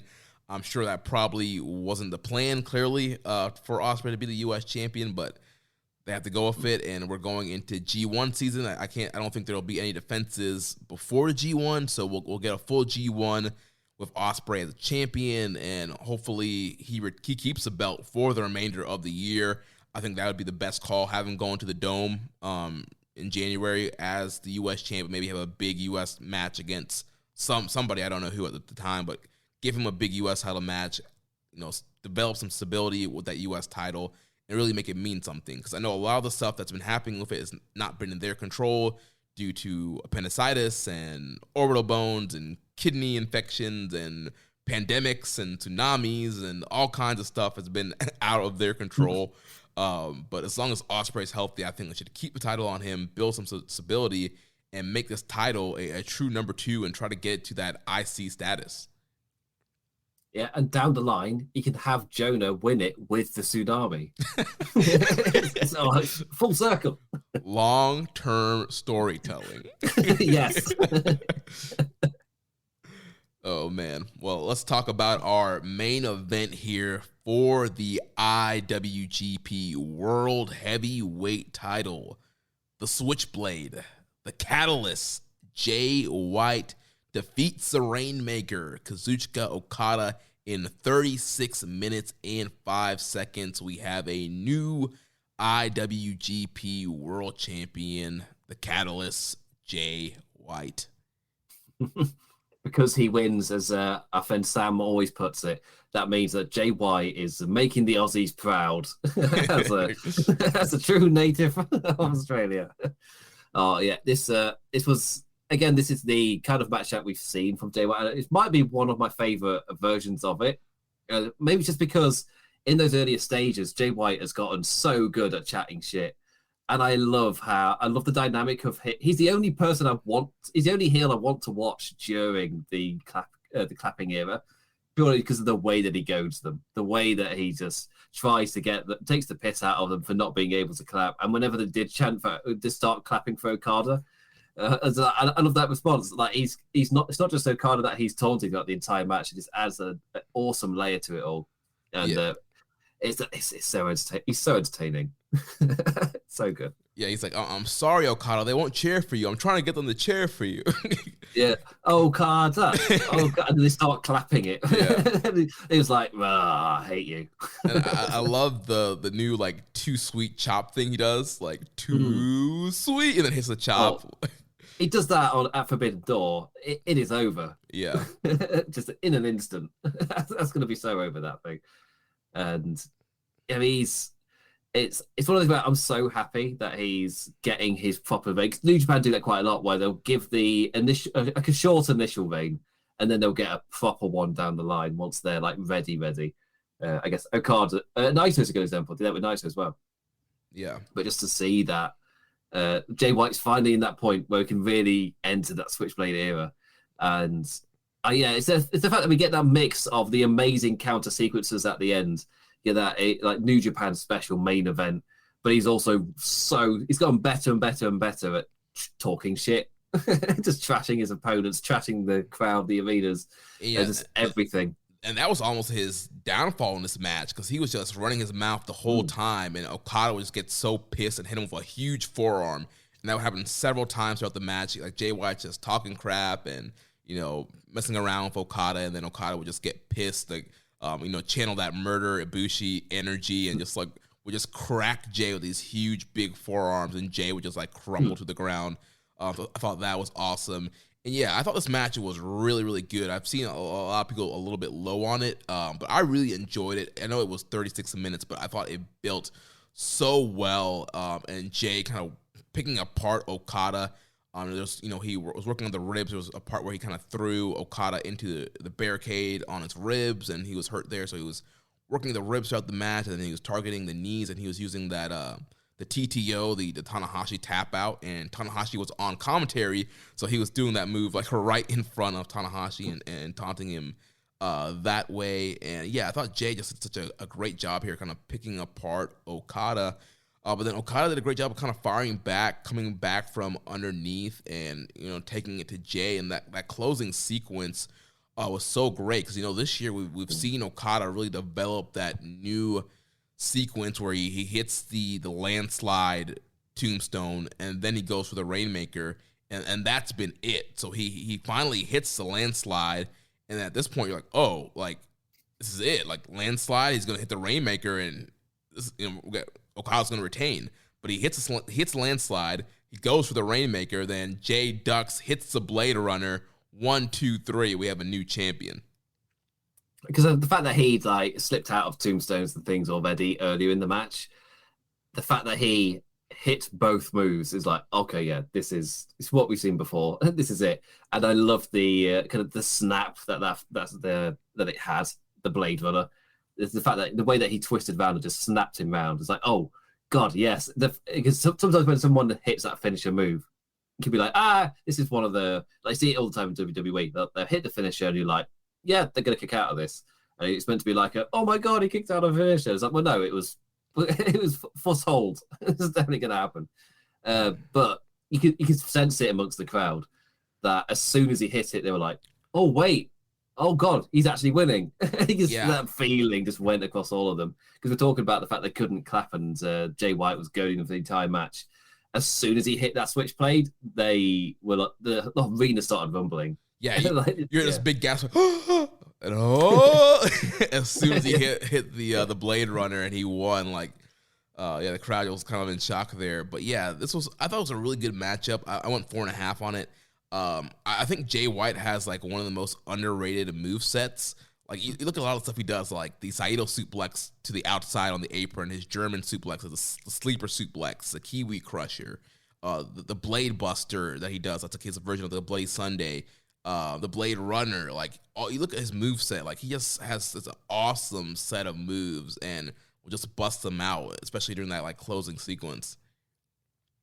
You'd see them in the quick succession as well as they're trying to take down their opponent. Mm-hmm. It's for me, that's my favorite thing about the New Japan main event style. Just when they start hitting their big moves like one after the other, but they're constantly countering each other, so you never know which one's going to be hit. And then Okada just does like a 10-foot drop kick or whatever high that as vertical as he goes. Like it, I love these ending sequences, and this is one of the better ones between Okada and White as well. Yeah, I mean, we did have a little bit of interference at one point in the match where Gato slid a chair in the ring to distract Okada. And then another part where Gato distracted a ref, which let Jay do a low blow. But even with those kind of minor interferences, it still felt like a pretty clean victory because I think Okada quickly recovered after the interference spot. So it did still kind of feel like Jay put him away pretty clean. I mean, obviously you can argue the different interference spots, but I mean, towards the end, I mean, Red Shoes was only down for, it wasn't like a super long ref bump like you would see in an Evil match. Like he was up pretty quickly. And then, gets the Blade Runner, gets the big win here. So new IWGP World Heavyweight Champion. Post-match, he's cutting this promo and he's telling the fans, cheer for me. Before I left on an excursion here in Osaka, several years ago, I said you guys are my family. Well, if you're my family, cheer for me. And you did have a good portion of the crowd that was getting vocal and cheering and making some noise for him, which was pretty interesting to hear since we haven't heard cheering in Japan for 2 years now. So the crowd very behind Jay White here, and also Jay is bragging about selling out Madison Square Garden and now the United Center, and also talking about the Switchblade era. And then the post-match, obviously, he was talking about Hangman Page and him not getting a title shot, and his friends had to make a company for him to be a top guy and all this. So I'm not quite sure what direction they're going to go for Forbidden Door. We could get a 3-way with Cole, Hangman, and Jay. We could get a 4-way with Okada in the mix, or we can get 2 singles with Jay versus Hangman and Cole versus Okada. I feel like with the line of Jay just saying, Hangman, you idiot, you can have Okada because you're not fucking getting this. Like I love that, and personally that sets up the different matches perfectly for me. I'd be perfectly happy to have Rainmaker versus Buckshot Lariat. That sells the match enough. I don't need a title for that match. Whilst Jay White, I don't know, does he face Adam Cole? I don't know, because it could just set up a tag match, which is the other slight fear. Yeah, is this? You could have both lariating guys against the Bullet Club lads. Yeah, and then we have a question about that from Ricardo Andre, but I think we pretty much covered it. He was saying with Forbidden Door next, what match do you guys think we'll get for the IWGP World Heavyweight Championship with Hangman Cole promo and Jay's promo as well? I see at least 3 possible scenarios for that title, or maybe it won't be defended at all and we'll get a tag match. So like you mentioned, we could get Okada, Hangman versus Jay and Cole. I mean, they have been teasing this whole Bullet Club Elite angle, and Jay's been trying to make this ultimate version of the Bullet Club and smooth thing over with the Elite guys. So you could get this Okada Hangman versus Jay Cole, or they can do 2 singles. I would prefer them to do singles, but I understand going with a tag for political reasons. And I think part of the reason taking the belt off of Okada is I feel like if Okada was still the champion, you gotta have to kind of main event the show with Okada, but obviously that they want the interim AEW title to be the main event. So, yeah, I agree. I don't know what their plan is. Obviously, the audience wants dream singles matches, but obviously, if they're thinking further than just this show, which is the other thing that it's nice to think that this is it's meant to be like a yearly event, so you don't blow your load. You don't just go on like all the biggest matches you can think of right out of the gate. Obviously, what helps is there's so many great talents there that you could easily they can easily do Hangman versus Okada this year, because next year you can do Bryan Danielson versus Okada or something like that. Like, there's so many dream matches you can do. You don't need to hold off on doing them because the depth that's there is incredible. There'll be such a rotation to do that I don't, and AW seems to be kind of rotating around so strongly that I don't feel like there will ever be a need to hold off on a big match. Like, if you can do it, do it. There's no need to hold off. It's this awesome generation.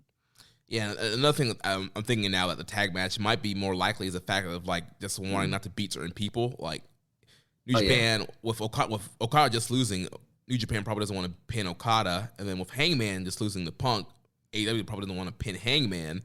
But if you put those guys on the same team, you could have them pin Adam Cole, since Jay White's the champion now. Like, so you could have Cole be the pin eater and have Hangman and Okada get a win and protect Jay White at the same time.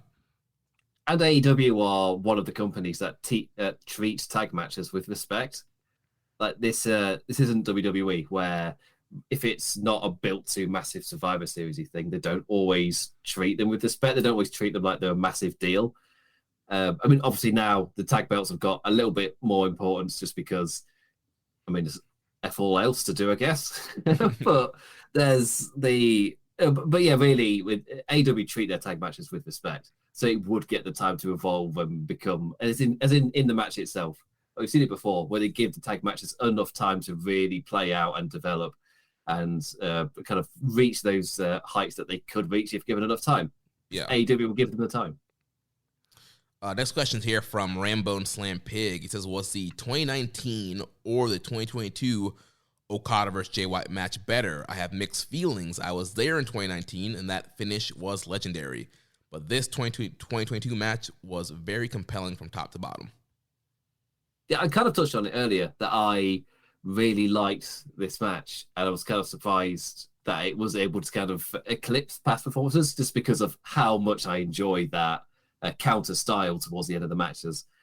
And I do feel like the countering towards the end of this match, and it might be because what Jamie talked about earlier, the fact that we'd seen that sequence set up with the landslide, tombstone, and then Rainmaker, the fact that they were able to use that in this match probably really helped elevate it.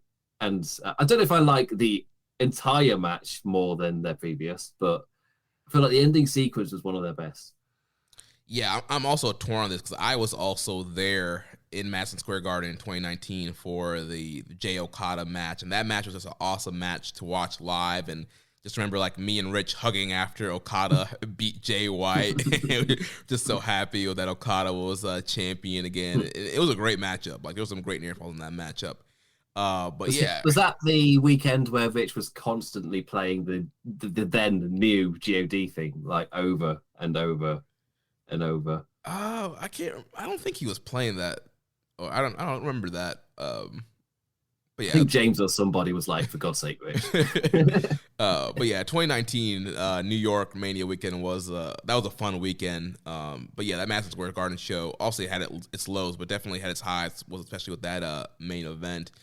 And so yeah, I'm conflicted because I really enjoyed this matchup as well. I feel like if we had fans that could cheer throughout the whole match, like, this would definitely be up there with 2019, because the 2019 match, like, the crowd was so behind Okada and really wanted to see Jay lose. There was so much heat in the building. But both of them great matchups though. Yeah, maybe the thing that will tip it in terms of rewatching is the fact that obviously MSG had incredible noise whilst this was teasing a clap crowd. Like, a good clap crowd, but still a clap crowd. Yeah. Rambones also asks, he says, Jay White's in-ring style and ability to play the role of a heel really seems to have grown and become more dynamic. Do you think his ability to work with a wide variety of challengers in his Open Challenge series on Strong has contributed to that, or is that just natural growth? It's something he's worked really hard at, and he can see the growth over his, I guess, entire run as a main event attraction in New Japan. He's slowly gotten better at it over the course of time. And obviously it doesn't hurt to do a thing like an Open Challenge like that. But he was already developing that way. I feel like I could say it didn't hurt.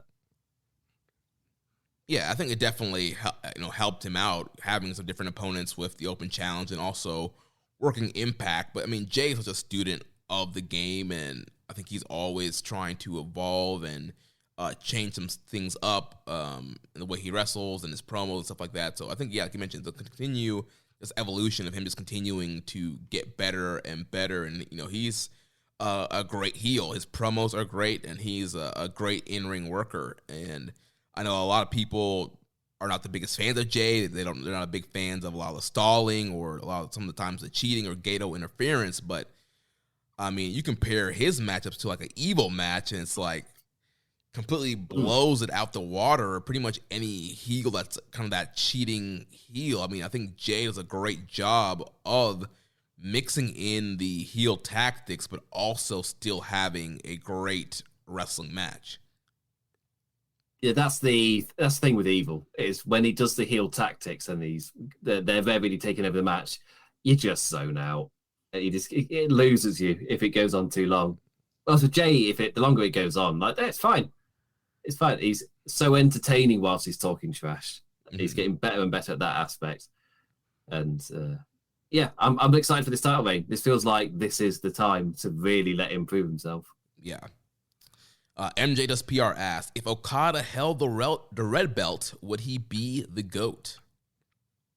He's the GOAT with or without the red belt. Yes, I mean, obviously having a IWGP US title reign obviously would add to the accolades and would make him a Grand Slam champion. But yeah, obviously with the record IWGP title reign and the sold out houses and everything, the history of great matches with Tanahashi and Omega and everybody else that he's faced, like, he's built up quite a resume that I think even if he never won the U.S. title, he's still going to go down as a GOAT. Yeah, he's solidified that point. He's solidified as a legend. Yeah. Really. He could stop taking anything seriously today, return full time to Balloon Okada, and just it would. And people would watch him hit people over the head with balloons, and you'd sit there going, he was the guy back in his day. He was the guy. Our good friend Rich Latta asks, why does New Japan and now AEW think that belting up all the whites was necessary when coming to America? Is racism just hurting us in another way? LOL. So, amazing pun, by the way, Rich. Top-notch stuff. Because I didn't realize it until it was pointed out on Twitter. I was like, oh yeah, they made Jay White last time. Last time they did this. Mm-hmm. It's a weird. It's like, I'm like, is this a coincidence that both times they were about to do a major American show? Both times, like, really, Japan, we love Okada. You don't have to do this. It's fine. Yeah, and the funny thing, the first time, it was supposed to be Omega that was going into Madison Square Garden. Obviously, he left until he dropped the belt with Tanahashi, and then Jay got it from Tanahashi. So it seems like, New Japan thinks, all right, we're going to America. We have to put the belt on a top, white foreigner.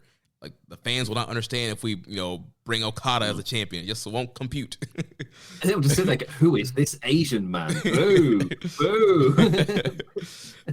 You watch WWE, Xia Li comes out, they're like, from China, boo, foreigner.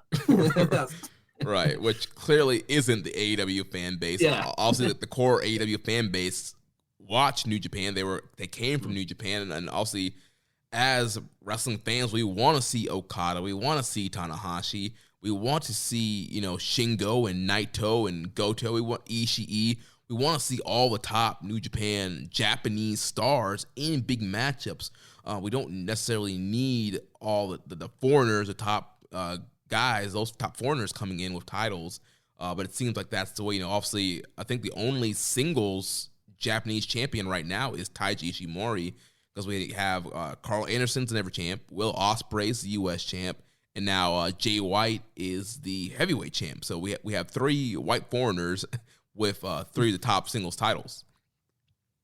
Yeah, and one thing, because obviously I get critique sometimes when I write about this stuff, and this thing about the foreign markets thing, and I sometimes have to point out, I'm not from America. Like, you're all foreign to me. Like, nothing turns me off more than watching Lacey Evans' current gimmick. I'm just like I'm not American. Like, this just seems unbelievably cheesy to me. Like, to us, no human should ever embody that amount of patriotism. Like, it's just, no. Yeah. So for me, my world is the foreigners are normally the champions. Obviously, like, I'm fine with that. Like, I don't need somebody to do that. Yeah, it's a weird thing. I don't know if it's a misreading. Like, no, it's not necessary. Like with the video game thing, where every single cover would be bloke with gun over his shoulder doing gun things. It's just, every game was that because they thought that's what the market needed. Right. And then somebody had the gall they made a game with a woman, Jeremy, with women. My God, they put a woman on the cover. And yeah, they sound fine. But yeah, if I'm right, the Tomb Raider cover was still gun over shoulder, but it was a woman. Baby steps. But yeah, as in, I reckon over time maybe New Japan, because they in the plan, if plans had gone the right way, they would have already had their foot in the door for a long time. But because they've only dipped the toes, they've not really had an opportunity to properly read the market. So with time, eventually they'll probably feel comfortable enough to give it a go.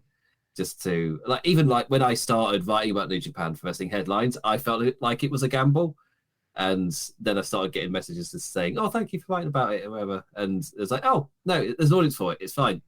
Eventually, New Japan themselves will probably settle in, like, oh, "Okay, they trust that they actually like the Japanese wrestlers. It's fine."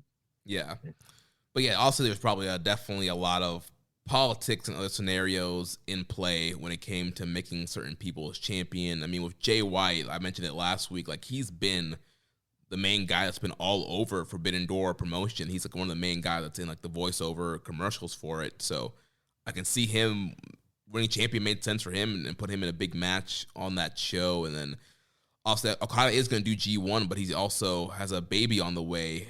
So he'll be probably taking a break at some point, probably after G1 when his wife gives birth. So maybe they need to get the belt off Okada anyway. And so that kind of worked out in that way too. So a lot of reasonings why they could potentially want to go with Jay here. Yeah, and it's exciting, as we were saying, with the Forbidden Door pay-per-view itself. Suddenly you've got about 5 different avenues you can go down. Right. Less Commission 7252 says, I looked back at the Jay White post-match promo after he won the championship, and he was yelling for the fans to cheer. Do you guys believe he was out of character for a bit and expressed his full actual emotions, missing how fans would react to him, and everyone else since the pandemic took that all away? I feel like it's one of those that a lot of the best wrestling promos incorporate some form of real feeling. I mean, we saw it really recently with MJF, just incorporating some of that real life anger or whatever into your promo. And yeah, Jay, obviously, maybe this was meant to be like his huge moment in the building where he got the most respect he's probably experienced with them, given that huge applause as he then goes off to go on an excursion. Like, for him to then return to that same building and win the title, but they can't cheer. And that must hurt a bit, just a little bit inside, given like what they do for a job, to not be even able to generate any form of like cheer for him. So you can incorporate that into the promo. So I'd say that's reality seeping in a little bit, but also entirely within character. Right. Like, also, 100%. Yeah, as a heel, he's trying to get the fans to break the rules and goad them into breaking, against what the building says, don't cheering. And so as a heel, like, he's going the fans on, he's trying to get them to clap and cheer, but also the Osaka crowd, they really wanted to cheer, and so they did. Well, plus, like, during the match, he was pinning the atmosphere all on Okada, as in, this is your fault, this is what you said, like, you're champion, and listen. Silence. Yeah. It's screaming silence in his face. Yeah.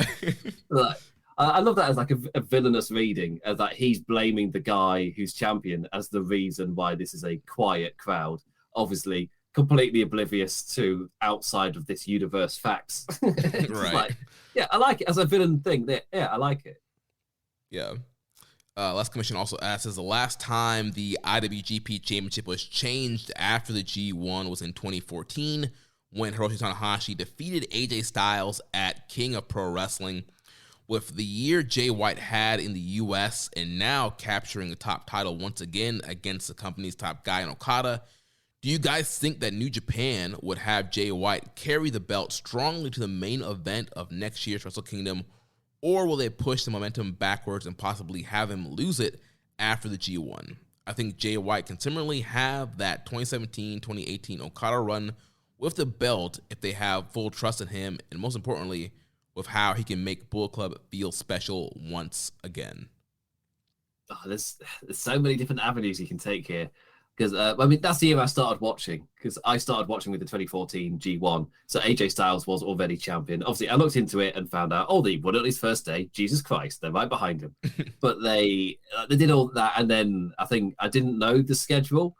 So when I found out when one of their shows was, turns out AJ Styles had already lost the title, because I didn't know what was going on. Like when you're new Japan, when you're new to New Japan, and you haven't got somebody guiding you, it's quite difficult to keep it with it. I mean, especially back then. Actually, it's a lot easier now, because at least now, you got things in English, you got commentators in English. Beforehand, It was all on you.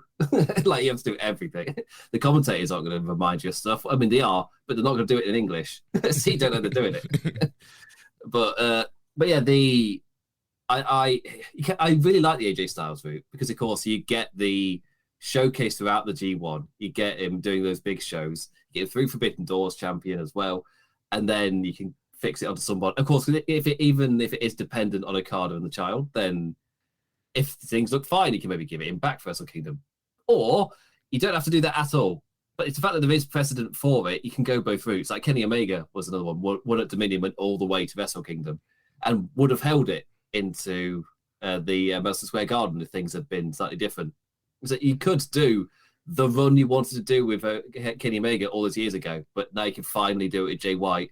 The stable itself is in a much better place than it's been for a long time. I feel like this is the time to do it. And also, you can use this opportunity to maybe split off the House of Torture. Right. Well, it seems like they're kind of already split. They didn't come out at the end of Dontaku. They didn't come out at the end here with the rest of the Bullet Club. So, yeah, definitely seems like the split with those guys are coming. And, yeah, I mean, I think you definitely could do a long reign with Jay. I think another thing that we got to think about with him being champion is he's been gone from Japan for the last, year and a half due to the whole quarantine restrictions and all that stuff. So he's been missing from Japan. He's obviously one of your top guys out of that dojo system.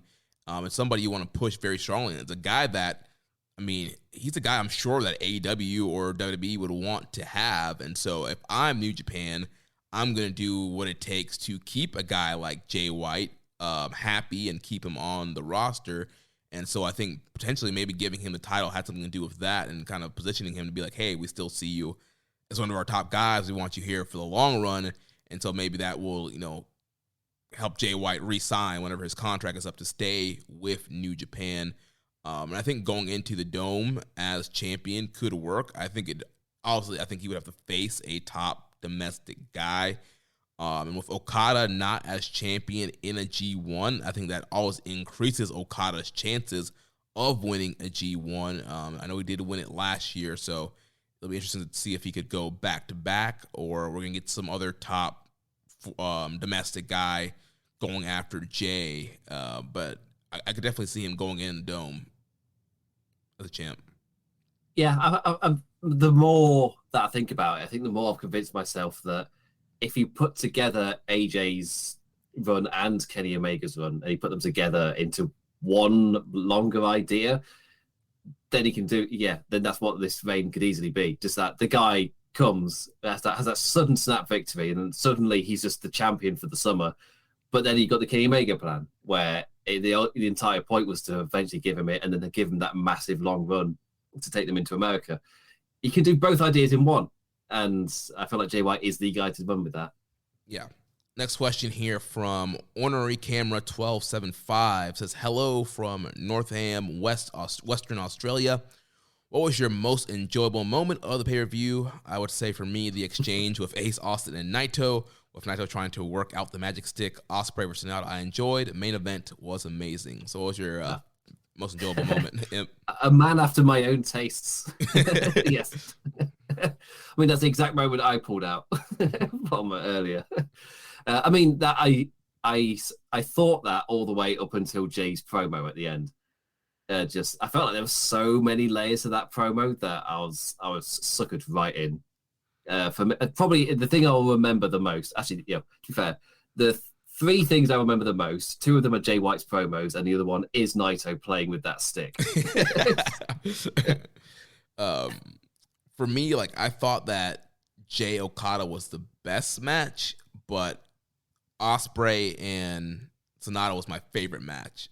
So I think that was the most enjoyable for me because, like, this went out there with that kind of quick pace, and Ospreay was doing a lot of cool stuff, and he won, and so I think that was probably my most enjoyable. But yeah, Naito and Ace Austin was pretty funny as well. So also coming out of this show, we got a few challenges. So Zack Sabre Jr. backstage, he laid out the challenge to the American Dragon, Bryan Danielson, for Forbidden Door to see who is the best technical wrestler in the world. And obviously, if you look at the Wrestling Observer year-end awards, Bryan Danielson won that award several years in a row and was eventually named the Bryan Danielson Technical Award. But then Zack Sabre Jr. has been winning that the last several years. And then Bryan got it back this past year. So these guys have been neck and neck fighting over the years to see who the best technical wrestler is. And so I think this would be a perfect matchup for Forbidden Door. 100%. Yeah. It's the technical match. Again, the thing that AEW does really well is finding a way to have loads of different kinds of matches. And this can be your technical wonder. Mm-hmm. Just have them go full technical style. The AEW crowd will appreciate it, and it'll shake up the kind of different kinds of matches that you got on the card. Yeah. And Maz already asked us, with the Forbidden Door open, who would you like to see in NJPW from AEW, and are there potential feuds you would like to see happen? Yes. So first off, Toru Yano versus Danhausen. Yanohausen. Yeah. But also Dragon versus Dragon, Shingo versus Danielson. Yeah. Oh, yes. Yeah, I mean, there's a lot of great guys in AEW. Also, I'd love to see Pac. I think he'd be great, whether you want to use him as a junior or a heavyweight. I'll see, like, the Lucha Bros, but obviously with the political issues with AAA and CMLL, we probably won't see that anytime soon, but those guys would be great. Malachi Black, I think, would be a lot of fun in New Japan. And we've already kind of seen House of Black spill over to New Japan Strong with Brody King and Buddy Matthews making appearances there. So I think Malachi Black would be cool. Do I want to see Malachi Black versus someone like Will Ospreay or Okada, or do I want to see him face Taichi in just kicking? Oh yeah, yes. You have to do Malachi Black and Taichi, and have them do the kicking match where they kick each other for like 12 minutes. But also, like, in my head, the one that I really wanted to see, and I was kind of sad, I was like, oh yeah, I might not see it, is Rey Fenix versus Will Ospreay. It's like, yes. That's some bitch, that's a pro wrestling right there. Yeah. It's just yes. I really want to see Hiromu versus Darby. Those guys just kill each other. Oh, yes, yeah. I was trying to think who's the Reckless guy from AEW to face the Reckless Hiromu. Of course it's Darby, yes. Yes, 100%, yes. Or you could do Darby versus Doki, because Doki is just as reckless, too. The reaction, and that'd be worth it purely for the reaction from the American fans. Just like, what? Like, really, this guy? Like, who's this Doki guy? Oh, he just jumped off the top of the outside. But yeah, I mean, there's a ton of great guys from AEW that could come over to New Japan and mix some things up in all the divisions. Yeah, there's loads of really exciting possibilities. And not forgetting the guys that scream AEW but aren't there yet. Like, there's so many possibilities. Yeah. And speaking about Forbidden Door, New Japan did reveal details regarding their qualifying matches for the AEW All Atlantic Title 4-Way that's going to be happening at Forbidden Door. So obviously on the AEW side, they've been doing a tournament. We had Pac defeat Buddy Matthews last week to qualify in the 4-Way. This Wednesday, it's Ethan Page versus Miro. At some point, it's going to be Pentagon versus Malachi Black. And then we had the New Japan bracket here. So the company announced the plans for that. So there's going to be 2 qualifying matches that are going to happen on June 20th's New Japan Road card in Korakuen Hall. Those matches will be Tomohiro Ishii taking on Yoshinobu Kanemaru, and Tomioka Hanma facing off against the Wild Rhino Clark Connors. And the winners of those 2 qualifying matches will then face off on the following night at Korakuen Hall, and the winner will then qualify for the 4-way at Forbidden Door. I feel like it's almost solidified that it's going to be Ishii, specifically because of the caliber of the other people in the match. As in, if it's Pac, Miro, Malachi Black, then I feel like, it's got to be an established guy. They're not going to put Clark Connors in there. What do you mean? You don't think Hamamania is going to run wild?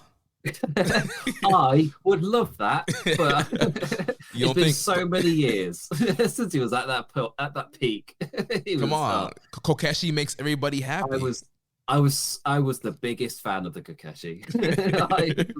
The fact that I think my favorite spot of it all would be he gets so hyped that he would then climb to the top rope, and he would never hit it. It was just the best thing. You get all the crowd all hyped into it, and they would slowly fall, and then of course his opponent would just move out the way, and you're like, oh no, it's the ultimate fail. Oh no. Then they just hit the finish shot, which meant that when he did hit it, the crowd went absolutely crazy. It's just like, I remember like at one of the Wrestle Kingdoms, he was just in a nothing tag match, and he was so over. Like Honma Mania, because I think that happened around the time that Daniel Bryan was running Riot. Yeah. And he was somewhat compared to, like, as the guy that the crowd were going crazy for, but there were no plans to ever push him or anything. He was so over. But I also very clearly, looking at these matches, it's probably going to be Tomohiro Ishii, getting the win and going to that 4-way matchup. So that'll be cool to see Ishii mixing it up with Pac, and I'm going to guess Miro's probably going to win, and then Malachi Black's obviously going to win due to the political issues with AAA and CMLL and Pentagon not being allowed to wrestle on the Forbidden Door card. And we had a question here from Viking Payne. He says, am I the only one who thinks the AEW All-Atlantic Championship is a dumb name, especially since they have representation from Australia and Japan, places nowhere near the Atlantic? Yes, 100%. It's called the All-Atlantic, and half the country's All-Atlantic. He's like, bang on. The name is just the name of the thing. It holds absolutely no bearing to what it means, like at all. Yeah, I was pretty down on the announcement of this title last week. I was hoping it was going to be the trios titles. Oh yeah, because we keep hearing rumors about that, and AEW has been built on trios. I thought it would make more sense to kind of unveil this AEW trios titles, but I know they are waiting for Kenny to get healed so you can have Kenny and the Bucks in the tournament.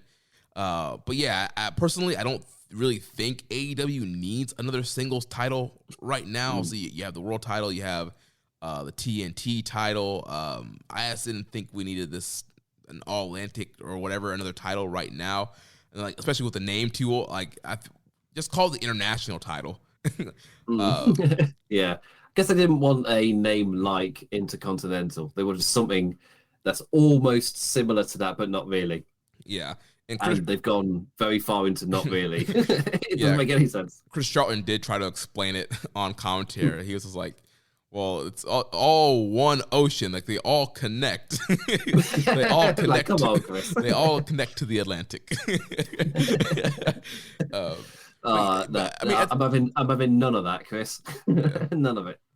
Yeah, but I do hope they do something different with it. Like, I'm hoping that they kind of do it kind of like Stardom does the SWA title, where whoever's a champion is, the challenger can't be from the same country.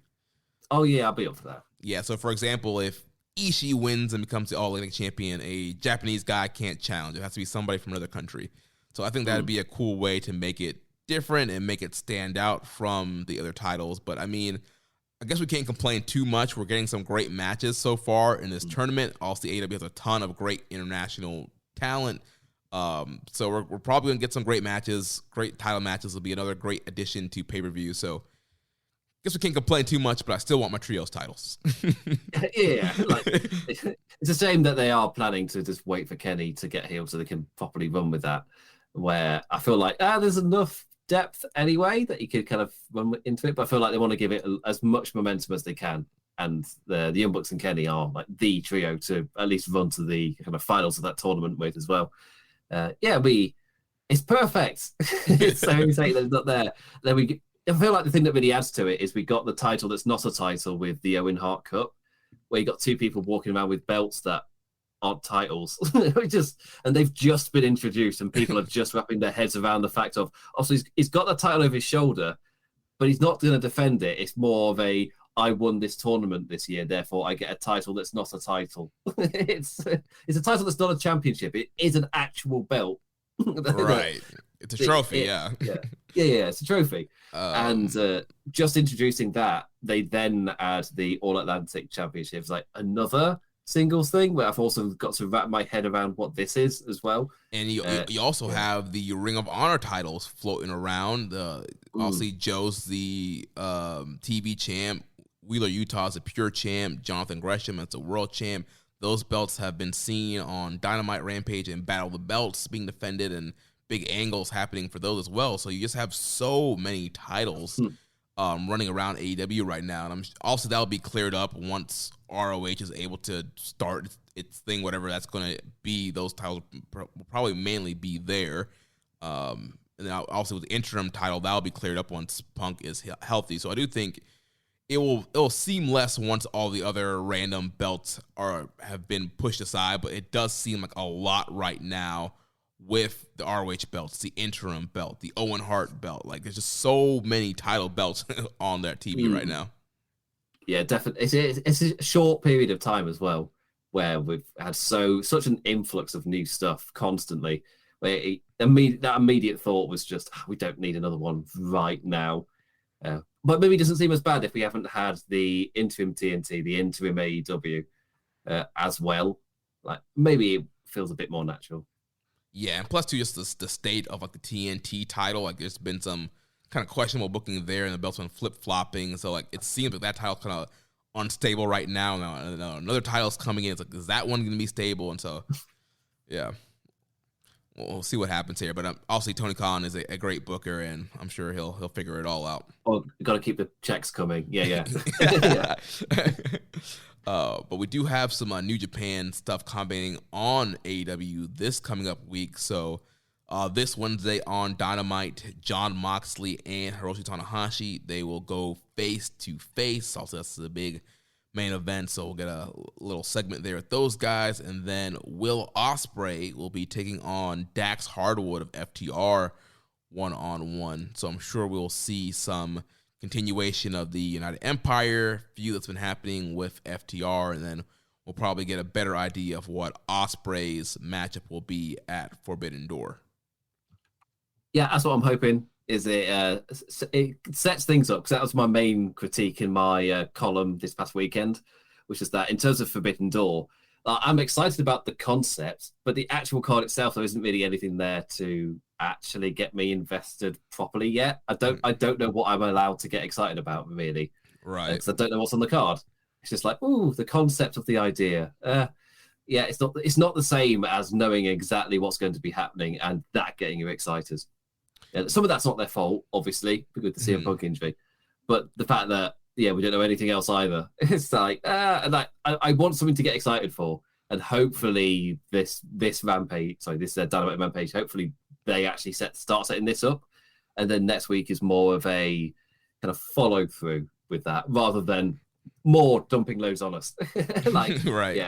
Yeah.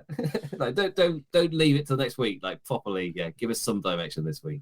Yeah, it's hard too, because they also New Japan had Dominion, AEW had All Out. So you kind of had to wait for both of those events to be over to start building stuff, and then also New Japan has the New Japan Tour Road tour that's running next week, and also you need some guys from that to be on those tours as well. And so there's only so many guys you can send to America in between all that. So there's a lot of just different circumstances that have prevented a better build. But also, we're getting Tanahashi, we're getting Ospreay on the show this week, so that'll be great. I'm sure Jay White will probably make an appearance to set up what he's doing. So I think we'll definitely get more clarity on what's going to happen. Also, we had the Sabre Danielson challenge, which seems like that's probably going to be pretty likely. So, I mean, between Moxley Tanahashi and Sabre Danielson, like that has me pretty psyched just with those two alone. And I can be triply excited because I was struggling to think what to actually get people for my birthday. And then I suddenly thought, well, there's this show next weekend. It's not as big of a deal over here because, and obviously in America, it's what, $50 or something? Yeah. For me, it's £15, which I think is the equivalent of like $19. Wow. So like when I was like, oh, there's this show we could come up, I was like, is that it? Is that all you want? It's like, yeah. Like, we can get you more. It's only £15. Like, oh man, I can't. But speaking of the New Japan Road Tour, we do have some shows coming up on that tour next week with title implications and Forbidden Door implications. So on the first show on June 18th, we'll have Kosei Vegeta versus Taka Michinoku, Tiger Mask and Honma versus Clark Connors and Yuto Nakashima, Ryohei Oiwa and Tomohiro Ishii versus Suzuki and Kanemaru, Goto, Yano, Yo, and Yoshihashi versus Dick Togo, Evo, Gato, and Yujiro, Wato and Taguchi and Jado against United Empires, Aaron Hanare, Francisco Akira, and TJP, Tenzan, Okada, and Togi Makabe against the LIJ team of Sanada, Shingo, and Naito. And then the main event will be Sho and Taiji Ishimori taking on the LIJ team of Bushi and Hiromu. Then the following night on the 19th, we'll have Clark Connors versus Ryohei Oiwa, Tomoka Honma versus Yuto Nakashima, Vegeta and Ishii versus Suzuki and Kanemaru, Goto, Yano, Yo, and Yoshihashi versus Dick Togo, Evil, Sho, and Yujiro, Wato, Noguchi, and Jado versus Aaron Hanare, Francisco Akira, and TJP, Gato and Taiji versus Bushi and Hiromu Takahashi. And then the main event will be Tenzan, Okada, and Togi Makabe versus Sanada, Shingo, and Tetsuya Naito. Then on June 20th, we'll have Aaron Hanare versus Kosei Vegeta, Goto, Yano, Yo, and Yoshihashi versus Dick Togo, Evil, Sho, and Yujiro, Okada, Oiwa, Nakashima will take on the LIJ team of Sanada, Shingo, and Tetsuya Naito. Gato and Taiji Ishimori will take on Bushi and Hiromu Takahashi. Then we'll have the AEW All-Atlantic title first-round qualifying matchup. So if Tomioka Honma versus Clark Connors and Yoshinobu Kanemaru versus Tomohiro Ishii. And the main event will be the IWGP Junior Heavyweight Tag Team titles with 6 or 9 Wato and Taguchi defending against the United Empire team of Francisco Akira and TJP. And do you think we will see new tag champs, or will 6 or 9 retain? Oh, I don't know. Oh, I mean, I'm going to say they continue to give gold to United Empire. They're going to give them everything. That's my wild prediction. Yeah, I want United Empire to win here. My only fear is that they've really been building up that team so strong. They won the non-title match at the Super Junior Finals, and then they won the 6-man match on Dominion. So United Empire is coming in with a lot of steam, a lot of momentum, and they could be to build them up just so that 6 or 9 can knock them down. But, yeah, and it's a O2 show. Like it's not the key place to do a big title change, right? But it is a Korakuen show, so I am hoping it should be a decent crowd. But I'm hoping that it's opposite and that they've been building up the United Empire just so they can steamroll Wato and Taguchi. And if you have the champions retain, then that kind of adds a little bit to the match, the main event on the next night, where you're trying to convince the people that, Hiromu might not win. Add a bit of tension. Yeah. And then for the All-Atlantic matchups, are you thinking it's going to be Connors and Ishii moving on? I'm thinking it's going to be Connors and Ishii, unless Honma runs wild. Yeah, right, dude. Ishii and Honma always have great matches, so you could run that back. Yeah. It depends. Yes. I feel like Honma's at that point now where he's not really winning matches. But I don't know how seriously they're taking the All-Atlantic thing. I think that's kind of where I'm at. Because I look at the matches they've put here and I'm like, this seems random. Like I've got. Well, the problem is heavyweights are needed in other places and you have some people coming to America, it's like, all right, well, who's places and you have some people coming to America, it's like, all right, well, who's left over? Like, what can we do? I mean, they could have put Suzuki in here. He's in undercard multi-man, so they could have done like Suzuki Ishii as like the qualifying match, but at first I was like, at least try and play into the All Atlantic thing. Like, this is perfect for Chima. Or something if he's available. Yeah. You can add Doki, because he's just from multiple places. Doki. But yeah, I mean, I think it'd be pretty sad if Clark did lose to Hanma. I think he really needs a big win, beat Hanma. And I think Clark Connors having a great match with Ishii would definitely help elevate his stock. Oh, yeah. Yeah. Honma versus Ishii doesn't help elevate anybody. But we never can have bangers. But yeah, I feel like it'd be a nice opportunity just to let Clark Connors get the shit beaten out of him against Ishii, but help elevate him a bit, give him some stock. Yeah. And then on the final show of this New Japan Road Tour on June 21st, we'll have Doki versus Yuto Nakashima, Taichi versus Ryoi Oiwa, Goto, Yano, Yo, and Yoshihashi versus Dick Togo, Evil, Sho, and Yujiro, Wato and Taguchi and Jado versus Aaron Hanare, Francisco Akira, and TJP, Tenzan, Okada, Fujita, and Togi Makabe versus the LIJ team of Bushi, Sanada, Shingo, and Tetsuya Naito. Then in the semi-main event, we will have the finals of the AEW All-Atlantic title qualifying match, so which we're guessing is going to be Ishii and Clark Connors. And then the main event will be for the IWGP Junior Heavyweight title as the Bone Soldier Taiji Ishimori defends against the Ticking Time Bomb, the winner of Best Super Junior, Hiromu Takahashi. That should be an absolute banger, and it's in Korakuen as well. Yeah, I'm really excited for that. They always have really, really solid matches. Yeah, especially you think back to the 2018 Super Junior Finals that was in Korakuen. That was kind of a legendary match that year, and how they were brawling up and down the stands, and just what a great match that was. And so hopefully they can recapture some of that energy. But do you think Ishimori is retaining, or are we going to get Hiromu as the champ once again? I don't think I have ever been able to predict this pairing. like it never goes away, I think. Like, whenever I think the momentum's with Hiromu, they give the title to Ishimori. It's just like, yeah. So that means if I apply that logic, that means that Ishimori's retaining. That's what I'm going with. Because my belief is that it's a decent time to give Hiromu the belt again, which means that New Japan will go the complete opposite direction. I never get this right.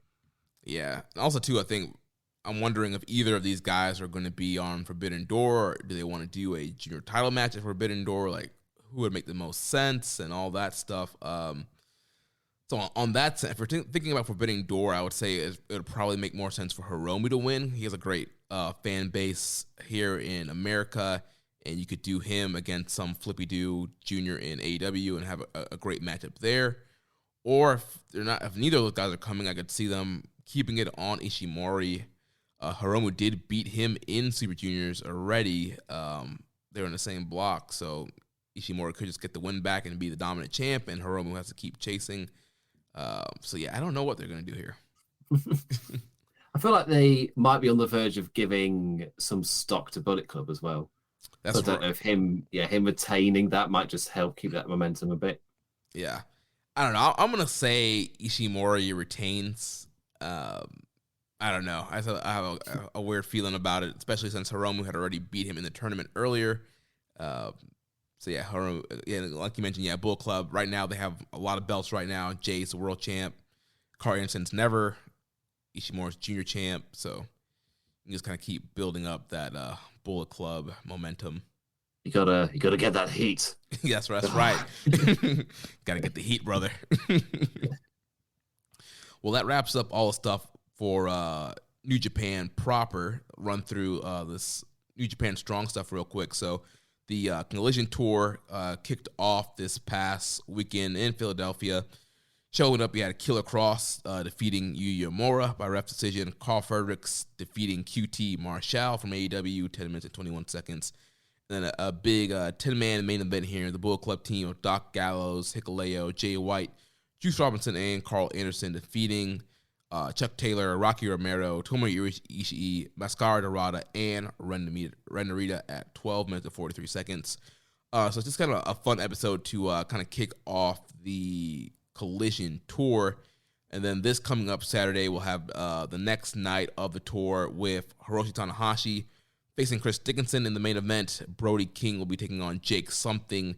Delirious taking on Arya Davari, and then Team Filthy's JR Kratos, Royce Isaac, and Jarrell Nelson will take on Alex Coughlin, Kevin Knight, and the DKC of the LA Dojo. And the Strong Tag Team Title Tournament is coming up, and we have the first team announced. The Fallen Angel, Christopher Daniels, and the Alpha Wolf, Carl Fredericks, will be teaming up for that Strong Tag Team Title Tournament. Have you been able to check out Strong at all? Nope, not a single minute. It's just that. And the readers of Wrestling Headlines should be thankful that they're getting me actually writing about the wrestling shows that are on telly as they are. It's just, so much wrestling, which is great. It's great as the consumer. Obviously, we've got so many options. But yeah, no time in the schedule for Strong. Yeah, I wish Strong was on a bigger platform or just elevated more, because honestly I think it's one of the best like bell-to-bell wrestling shows every week. It's an hour, 3 to 4 matchups, and they're usually all good to great, and they have a great roster there on Strong. So yeah, I mean, for people who do have time, I definitely recommend watching Strong. It's definitely a great in-ring product. So some quick news items here. I mean, we talked about a lot of the bigger stuff, but two things we got to touch real quick. So the Super Junior finals that happened with Hiromu and Desperado, that'll be airing this week on Access TV after Impact. So if you don't have New Japan World and you have Access TV, you can watch that matchup this Thursday after Impact. And then my man, Satoshi Kojima, is the new GHC champion. Kojima this Sunday at the Cyber Fight Festival, he defeated Go Shiozaki to become the GHC champion, getting the big cover of Weekly Pro. You know, they had Jay White down the bottom, the little corner, big full cover for my man, the leader of the Bread Club, Satoshi Kojima. And we had a question here from Reddit user _stress_. How hard did Jeremy pop for Kojima winning the GHC championships? Hashtags Ols on top. Hashtag then, now, forever. I was very happy to see Kojima retain the title. Actually, I haven't seen the matchup yet, but I just saw the result pop up on Sunday. I'll have to, again, so much wrestling to watch. But I did hear Cyber Fight Festival was an interesting show. But yeah, very happy that my man Kojima is a world champion once again. Make yourself a championship sandwich. Celebrating his honor. So we have a few questions here, and then we'll wrap the show up here. So I know Hawaiian Punch BV, he had some fight questions here. Gonna punt those next week because I didn't see either of those fights that he's talking about. I'm pretty sure you didn't see either of them either, did you? No. So I'm going to go to Viking Pain here. He says, have you guys heard that Noah is offering $300,000 to foreigners that can help bring in an international audience? So if that's said, when is Young Boy going to drop the big leg on Jeremy and go full Hollywood on us and join Pro Wrestling Noah? Is there anybody who knows how to bring fans on? Yeah, so we can bring that, our huge Keeping It Strong Style following to Noah. But yeah, I didn't realize they were doing that, but I guess that kind of makes sense with, Rob Van Dam coming in. He was on the Cyber Fight Festival this past weekend. We've seen Timothy Thatcher being brought in, and Ninja Mac. They've brought in a couple interesting foreign talents over to Pro Wrestling Noah. I was like, they were on the verge of winning me over because obviously they had some attention after the New Japan Noah show, and then they put on a really good event themselves. And even I checked it out, and they put on a really strong event. And then I was like, oh, I mean, I could see what happens next. Yeah, they did got some attention. They put on a solid show. Then they gave the title to Fish Eater. And I was like, I'm sorry, what? And it's just been weird ever since. And as much as I love Kojima, I'm like, but why though? It's one of my other questions. So they nearly did it. They nearly won me over. Again, it was a really solid show, and I can't remember which one it was, but yeah, solid show. And then just what the hell are you doing? What is this? And that's kind of how I feel about pro wrestling now. They nearly won me over. They could have saved $300,000 if they just kept the title on Nakajima. Like they didn't leave it. Yeah, I think a lot of people were getting won over by Noah towards the end of last year and the beginning of this year. But yeah, just questionable booking decisions and the politics that happened there, and them wanting to go with the older guys instead of the younger talent that they have there. Guys like Nakajima, it's really been killing off any interest that I think people had in Noah. Yeah, which is a shame. But if they want to just throw $300,000 dues, like, as in that's literally my idea. Just put the belt. Stop this. Just do what you were doing. You were fine. That's how it basically just playing the role of how advisors work in real life. Of I'm not telling you anything new. I'm just kind of wrapping it in fancy bullshit, making it sound like this amazing new way to lead your business forward. Where advisors are almost useless. Next question here from MJSPR. He says, remember factions? Feels like Bullet Club and United Empire are the only groups with coherent org structures. When was the last time we had a post-match LIJ roll call or a Suzuki Gun Ichiban? We've got way too many people floating aimlessly. Enough is enough, and it is time for a change. I don't know if that's part of the feeling they're trying to generate with Naito, as he almost purposely just kind of floats down a bit in elevating the other ones, which then just leads to the fact that as those other ones get elevated, like Shingo, like Sanada, they're having singles matches they just don't get that kind of thing. And none of them are closing out shows, they're not getting that roll call either, which became kind of like so iconic during Naito's like rise to the top and then eventual reign as well. Yeah, it feels weird, but also we are at least getting those from other stables at least. Yeah. It's not completely died out. Yeah, I think I don't know. I just think that it kind of goes in waves on some of the factions they focus on, and it just comes with pushes. You know, you can't push every faction at once, and so obviously there's a big push on fueling up Bullet Club. I know Bullet Club's been around for 9 years. I know a lot of people might be tired of Bullet Club, but they still sell a ton of merch. Fans in Japan still love Bullet Club. So that they're kind of reigniting that. And then United Empire is the newest faction. So you definitely need to get that over and build that up. Just got some breaking news here.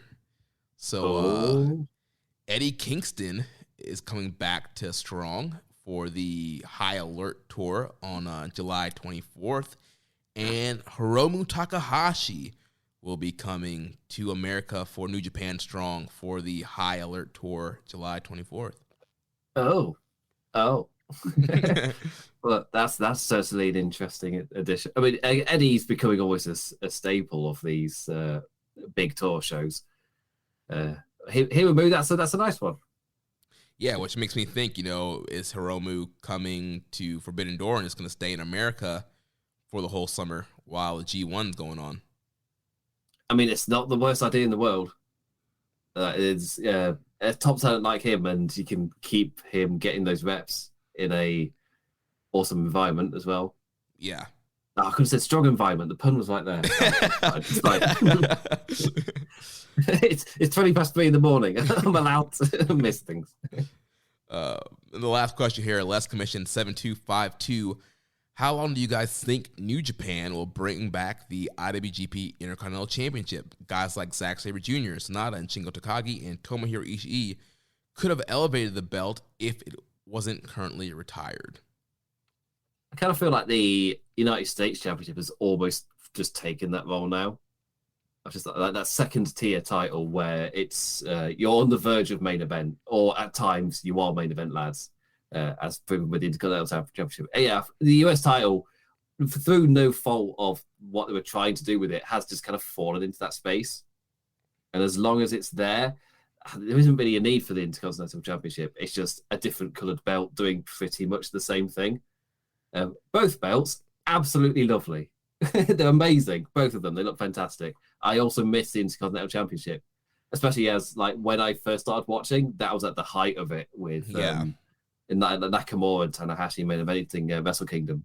So I've got a lot of kind of respect for it. But yeah, the US title's currently just serving the same purpose. So I don't really see much of a need to bring it back. Yeah, the IC title, also through a lot of the work of guys like Shinsuke Nakamura, really got built up to, main event level and a top title to have. And that title did help elevate a lot of guys. You look at like Kenny Omega, he had the IC run, and then he was ready to move on to the IWGP run. So also it did serve a great purpose, but I don't think they'll ever bring it back because it's merged into the IWGP, which makes the World Heavyweight title. So you would have to like unmerge it, and like it would just, the lineage is already messed up. It will be even more messed up to try and unmerge it and try to make it work. I think they just need to focus on elevating the US title. And they have the guys to do it. I think Ospreay's a great guy. Like I said, it just needs stability. Give Ospreay, let him run the rest of the year. Let him go into the Dome. Let him, have great matchups against top guys with the U.S. title. And, with Ospreay being Ospreay, you have him claim that the U.S. title is the real, top title in New Japan. And you could have him, main eventing shows with that title. You can really build that U.S. title up around Ospreay. Yeah, and like for me personally, he's the kind of perfect guy to just have him hold that title for ages and then let them do Ospreay versus Shingo at a Wrestle Kingdom. It's just, yes. Just run that, and you'll be perfectly fine. Yeah, I'm with 100% with you. Nice. Well, we're going to skip recommended match of the week for this segment. So we'll pick it back up next week since Josh and I we've complicated things with throwing in an excursion match of the week, and we don't want to like throw things off. So we'll take a break from recommended match of the week this week. We'll pick it back up next week, and we'll talk about our picks that we made last week, and we'll pick new matches from there. Imp, I want to thank you so much for filling in for the young boy this week. Go ahead and tell our listeners where they can find you online and any projects you're working on. You can find me writing over at wrestlingheadlines.net. I'm trying to get a column posted every single week covering the week in wrestling. So I'll have a segment on Raw, SmackDown, AEW Dynamite, and on Rampage, because screw NXT 2.0, I'm not watching that shit. So I'll try to get that out on a Sunday.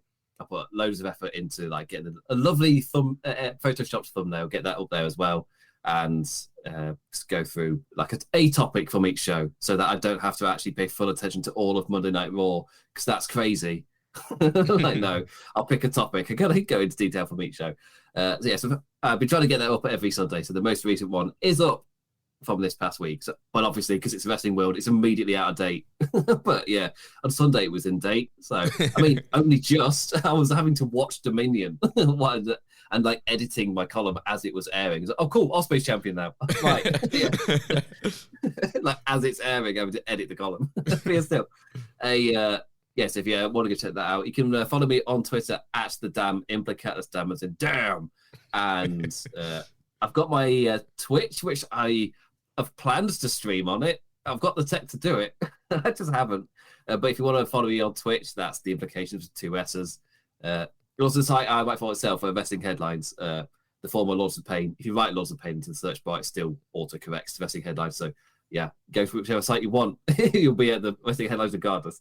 You follow the latest like wrestling like news and things as well, and also columns from the likes of myself and from Hustle and Jekyll and other names that hopefully trying to get back into the groove of it, like me, because I fell off the wagon. Yeah, I too fell off the wagon. I've written a couple stuff for WrestlingHeadlines.com also, but man, I don't know what it is. It's been hard to get consistent. So difficult. I was saying to Jeremy off air that I've been back trying to get this column series off the ground for 3 weeks now, and I've already missed one. Like it's not going well. Yeah. But also I'll be live for Wrestling Headlines with their Aftershock review, which goes live immediately after the show finishes. So this will not be the latest night I'll be up over this fortnight. It's like, no. Yeah, so I'll be live for them on the Investing Headlines YouTube channel to immediately review Forbidden Door. Forgot the name for a second. It's 3:30. Yeah, hopefully maybe after my wedding and all that's done with, I'll try and get back on the writing game and get a column going up and try to write regularly for WrestlingHeadlines.com. But make sure you check out WrestlingHeadlines.com. Great site. Check out all of Imp's work. Check out his tweets, all his great stuff that he's been doing there. And that's going to wrap the show up for us this week.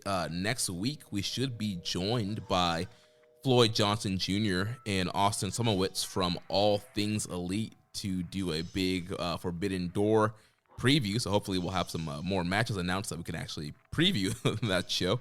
So make sure you check that out next week. Young Boy should also be back next week as well. So if you enjoy the show, please consider making a donation. Go to socialsuplex.com. Click on the donate button under the Keeping It Strong Style logo, socialsuplex.com/donate. And make sure you connect with us on social media. On Twitter, the show is at KI Strong Style. You can follow me at Jeremy L. Donovan. You can follow the network at Social Suplex. On Facebook, we are facebook.com/Social Suplex. You can find us in the Wrestling Squared Circle Facebook group, facebook.com/group/Wrestling Squared Circle. On Instagram, we are at Social Suplex. On Reddit, on the Pro Black Guy, Josh is Keeping It Strong Style. You can email me, Jeremy at socialsuplex.com. Check out all of our other shows here on the Social Suplex Podcast Network. One Nation Radio, hosted by Rich Latta and James Boyd. The Grave Consequences Podcast, hosted by Caleb and Maserati. All Things Elite with Floyd and Austin. The AEW Match Guide Podcast, hosted by Sir Sam. And the Great Match Generator, hosted by Danny. Don't forget to subscribe and leave a rating and review. And we will catch you next week on Keeping It Strong Style, the ace of podcasts. Thank you for listening to Keepin' It Strong Style. We'll see you next time.